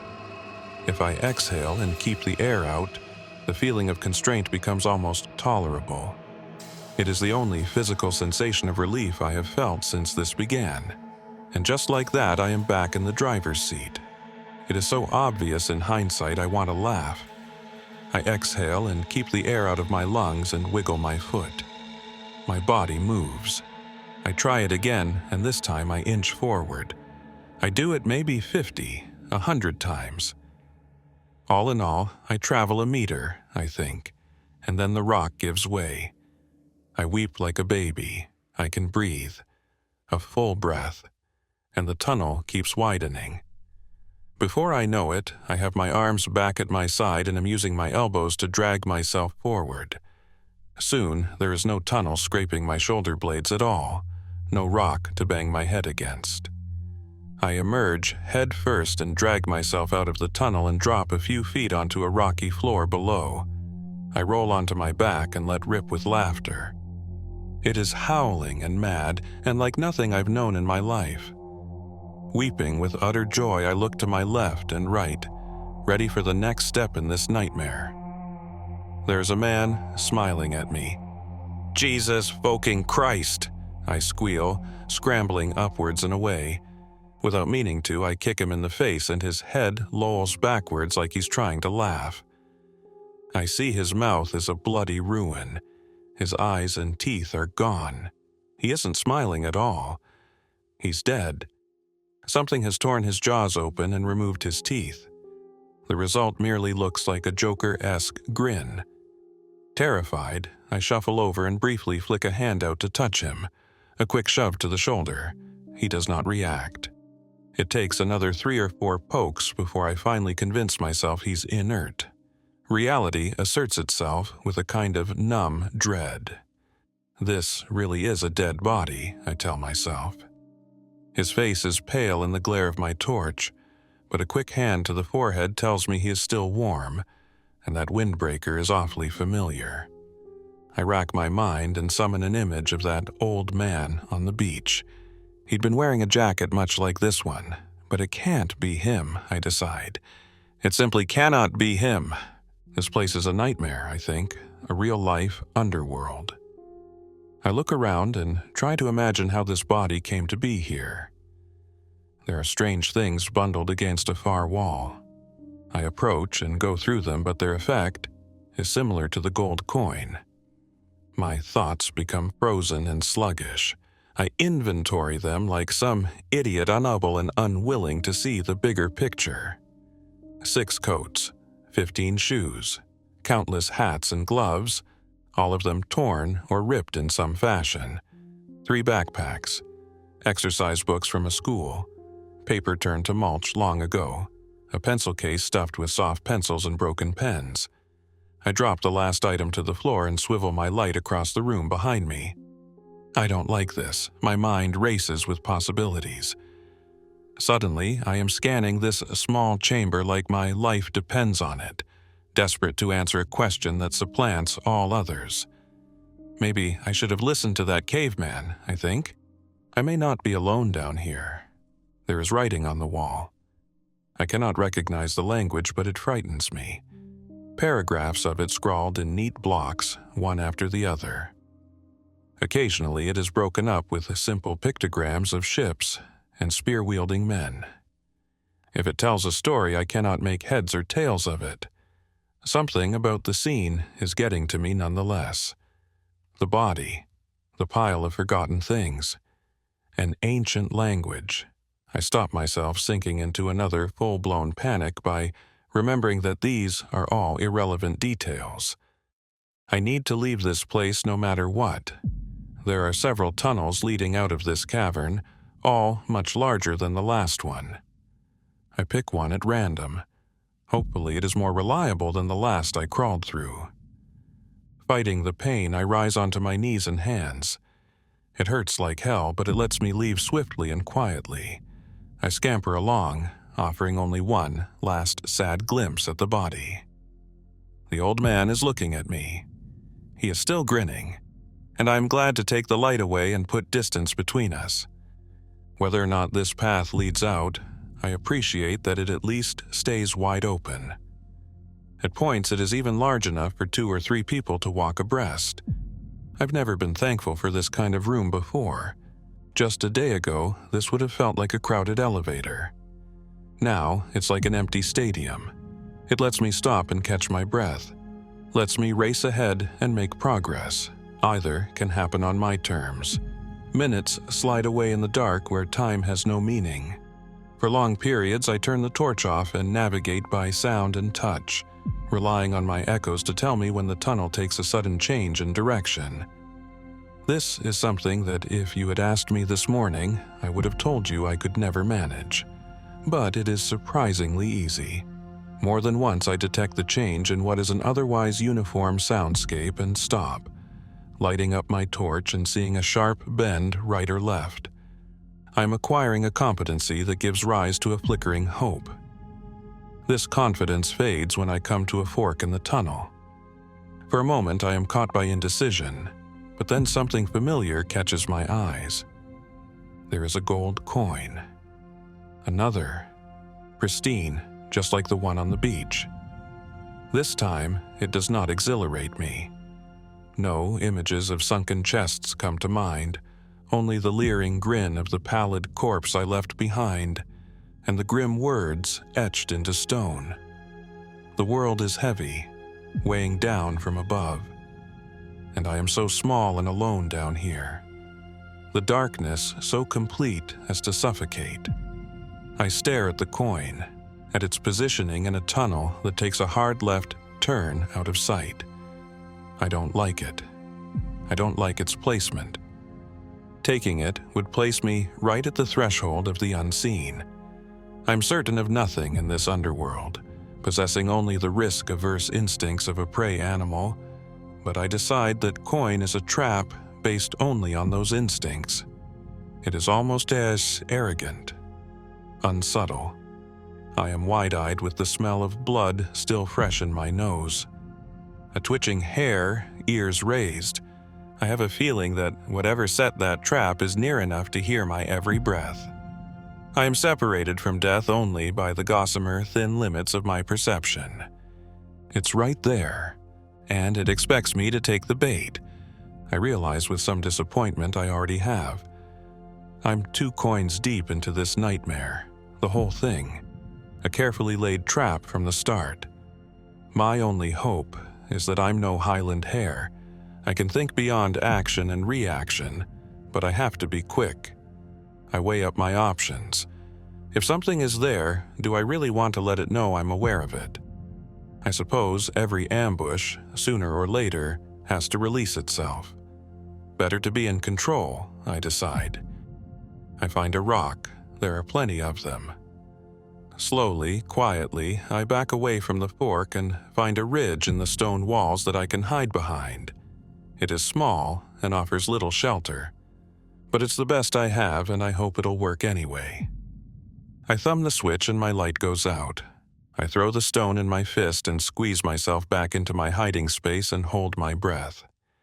Just in time, the stone smashes into the wall of the right-hand tunnel. This is the one without the coin. There is silence for what might be 5-10 seconds, and then there is only the gentlest of sounds. The touch of something soft against the stone. What a far cry from the synthetic world of engines and buzzing motors I am used to. I have spent my life training myself to ignore those kinds of quiet, barely perceptible scuffles. A cat's footfalls, a bird's wings, a scurrying rat, but down here the sound is like thunder. It makes my blood run cold and the hair on my scalp stand on edge. A part of me had thrown the stone convinced I would only prove myself wrong. But now the terror is so real that I can almost reach out and touch it. It is as tangible as the wall I am trying desperately to dissolve into, as real as my own flesh and blood. I am being hunted. Whatever was in hiding has seemingly taken the bait. The sound of its movements disappears down the right-hand tunnel. Thank God for that caveman. He remembers the plan. Acting on instinct and painfully aware of the ticking clock, I force myself to peek around the rocky outcrop and turn on my torch. There lies the fork again, and if I had any doubt about the trap before it is thoroughly beaten down, when I see the gold coin has disappeared. I waste no more time and scrabble on all fours down that turning, pausing only briefly to consider if my hunter has employed a double bluff. Oh well, I think. It's too late now. Around the corner I go and find nothing but darkness. I could try and perform some mental gymnastics, convince myself there was never anything there in the first place, but on one of the walls I spot a streak of something reddish-brown. There is just enough time in passing to be sure that it is blood, and then I am gone, desperately crawling further into darkness. Occasionally I stop and check over my shoulder for signs of something giving chase. If it took the bait and followed the wrong tunnel, who's to say it didn't quickly realize and is now barreling down on me? Or that the tunnels don't intersect down the line? If something lives here, it must be incredibly familiar with the layout of these sprawling caverns. I am merely a tourist in the shadows, hopelessly lost and ill-equipped for this kind of survivalist nightmare. But each time I look, there is only empty space, a frighteningly sterile landscape, brutal and haunting, looming over me on my hands and knees. Rock walls, curved and jagged, ribbed and rippling. A concrete colon where light can only reach so far. Each time I look, I have to force myself to break eye contact with the darkness and resume my journey. I do this 16 times. I do not know how long elapses between each glance. I only count the number until, at last, the everlasting tunnel takes a break and I am deposited in yet another cavernous room. This time I am almost blinded by the light it emanates. For a moment I turn my head upwards expecting to see a bulb. Instead, there is a hole in the roof, and only the faintest glimmer of sunlight makes its way down. But after hours in pitch-black darkness, it felt like staring right at the sun. It is too far to see the way out, or to get any real hint of the sky beyond. I can't say if it's night or day up there, but I know the sky must be close. So close. The hole itself isn't far above me, and using my light I can spot a kind of ancient rusted ladder embedded in the rock. It won't be easy climbing it so injured, but given my limited choices, I'll just have to manage. For the first time in hours, I stand on my 2 feet. Reaching upwards hurts everything from my chest to my toes. Broken ribs grind. A swollen ankle pulses pain through deadened nerves that seconds ago reported nothing but hissing static. I swear it is so bad my heart stops, or at the very least it misses a beat. This must be the kind of stress that can kill healthy men, and I'm not even healthy. My elbow doesn't even get past my shoulder when I am forced to gasp for breath, and the whole house of cards comes tumbling down. I fall back onto my arse, and even that hurts more than I could imagine. Suddenly, I find myself questioning if I really have it in me to climb that pitted, rusty ladder. Something screams. It isn't far. This room, like the other before, has many ways in and out. It has writing on the walls, too. Pictograms of something strange with the head of angler being worshipped by men the size of ants. My torch flashes across them all and makes nightmares of the shadows, but nothing yet leaps out at me. I realize this is it, the only chance I'm getting. How many chances do I need? I ask myself. Only one, I mutter. I force myself upright and, before my nerves have time to register the landslide of pain ready to collapse me, I hop on 1 foot. It is all I need to reach the ladder with one swinging arm, then the other so that I am there, clinging on for dear life, feet barely an inch off the floor with tears streaming down my face. This already feels like too much, but before I have time to give up and fold in on myself, there comes another scream. This one is so close I cannot help but imagine that whatever lies in the dark is excited to finally catch up with me. That last thought tempts fate, it seems. Still swinging, eyes darting to and fro from one of the several tunnel holes, I catch a glimpse of something. It is racing towards me. It is human, vaguely, in the way that the monsters in our nightmares often are. I let out my own scream, or something like it. It's a staccato sort of yelp because, whether I realize it or not, my muscles have kicked into gear, and I am somehow doing a pull-up. Legs kicking furiously, I drag my way up until the first rung is at chest height, and I am able to grab another overhead. The pain in my chest retreats to a dull throb. I try foolishly to use my bad ankle to climb and realize there aren't enough endorphins in the world to let me put weight on a broken bone. I let out another cry and switch tactics. I have to use my arms to lift myself and rely on my one good foot as a stabilizer. This would be difficult but manageable if I had all the time in the world. But with the memory of that thing bearing down on me, it is akin to torture. I am flooded with a sense of futility, of pain and needless suffering. But if I've learned anything in the last few hours, it is that the human body runs on its own firmware. and it isn't slaved to your brain. My arms move of their own accord. My body rises one rung at a time, too fast for common sense. Injuries abound. Grazed skin, a bumped head. Each step up has me clumsily bashing or banging some sensitive part of me into the barely visible rocks. Instinct may be in the driver's seat, but it's happy to leave me with the consequences of its recklessness. I feel every ache and pain, every stinging wound embedded with grit, every ligament stretched to breaking point. Oddly, I don't mind this arrangement. I want to live. I am glad there is a caveman inside me to take care of moments like this, especially when I glance down between my legs and see pitch-black eyes glaring up at me with thoughtless glee. I cannot get over how human that face is. I expected something insectile, maybe even arachnid. Whatever is below me, whether it's some hybrid or mutant, it is vile and fast approaching. The vibrating in the ladder tells me it is climbing too. I try to climb faster, but I really am operating on all cylinders right now. There's nothing left to spare. I don't want to, but I look down again and there it is, even closer. It is smiling with a rubbery mouth full of glassy teeth. I hate it. I lash out with my bad foot without meaning to and hurt only myself. The pain is so severe I'm forced to stop climbing and sob, and it is in that moment I feel claws sink into the hot, swollen flesh of my calf. I let out a hell of a noise. It empties my lungs and burns a mark deep into my being.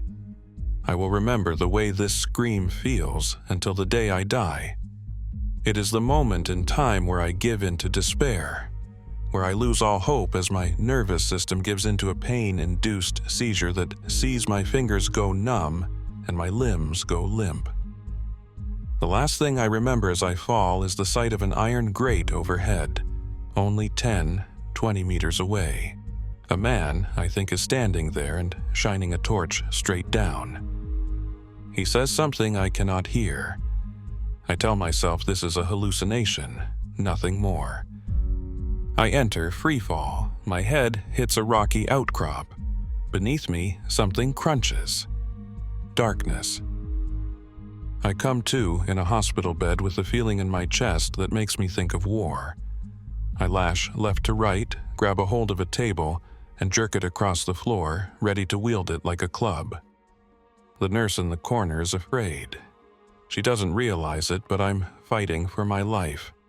Or at least I think I am. Slowly, I blink the halogen glare away and take in my surroundings. The battleground fades. I realize where I am. I try to hold back tears. It doesn't work. Within seconds, I am bawling. Arms embrace me. I don't know who they are and I don't care. I embrace them back. I seize them and cling onto their unfamiliar body with such severity they mutter words to someone nearby along the effect of, "Ah, Jesus, he's hurting me." More rushed movement. A needle. I'm asleep again. Hours, maybe days later, I awaken to find my mother and a policeman nearby. This time, my senses return in time to stop panic. I'm finally given the story of my rescue. They were looking for me the entire time, and by chance, they heard me near the old storm drain. They came rappelling down no more than a few minutes after I hit the ground and found me lying there, bleeding and broken. Strangely, they say, I had no real injuries from the fall itself. A bumped head and a broken wrist from the way down. But from that height, I should have broken my neck. Something cushioned my fall, I think, and laugh uproariously. My mother looks worried. She must think I've gone insane. Who can blame her? I was down there for over 24 hours, although it didn't seem like it to me. I explain this to them, the elasticity of time in the dark, and they nod like they understand. But of course they don't. Somehow it takes me another hour to realize I'm missing a leg. This perplexes them as much as me. Indiscrepancies in the nature of the wound. An expert stands to the side and explains as much to me, but the words are a distant drone. I'm taken aback by the sight of the stump all neatly bandaged. Apparently, it took a lot of surgery to neaten it up. Despite everything, I'm angry. I thought I was dead. This should be a small price to pay, and yet the knowledge that a part of me went to feeding that monster makes my stomach churn. I want to be sick. A piece of me is down there somewhere, dissolving in stomach acid, waiting to be shat out in some voided corner of the monster's lair. When I start to cry and shout in impotent rage, they have to sedate me once more. They assume it is simple shock, but there is more to it than that. I am consumed by a deep hatred that is hard to explain. Months later, and I find myself writing this account to try and purge that hateful feeling. All this time, I cannot escape the sense of unfinished business. Every time I mess up with my prosthetic, slip, stumble, momentarily forget it is there, I feel the anger burning inside me. Every night I spend hours in agony from phantom pains, trying to soothe a wounded brain using a mirror of all things. Sometimes I think I would have rather died if it meant killing that thing. All my weight, such a steep drop. I picture myself crushing it and leaving it a gory, broken mess. I have never felt this kind of enmity. Evidently, I am not alone. One morning, a knock on the caravan door. It takes me far too long to get ready. I am not yet practiced with the limb, putting it on, taking it off. Takes me nearly 20 minutes to get myself together. My mood has darkened since my rescue, and I practically kick my door open with a roar, ready to curse out anyone who disturbs me. I find no one there, only silence. And another gold coin.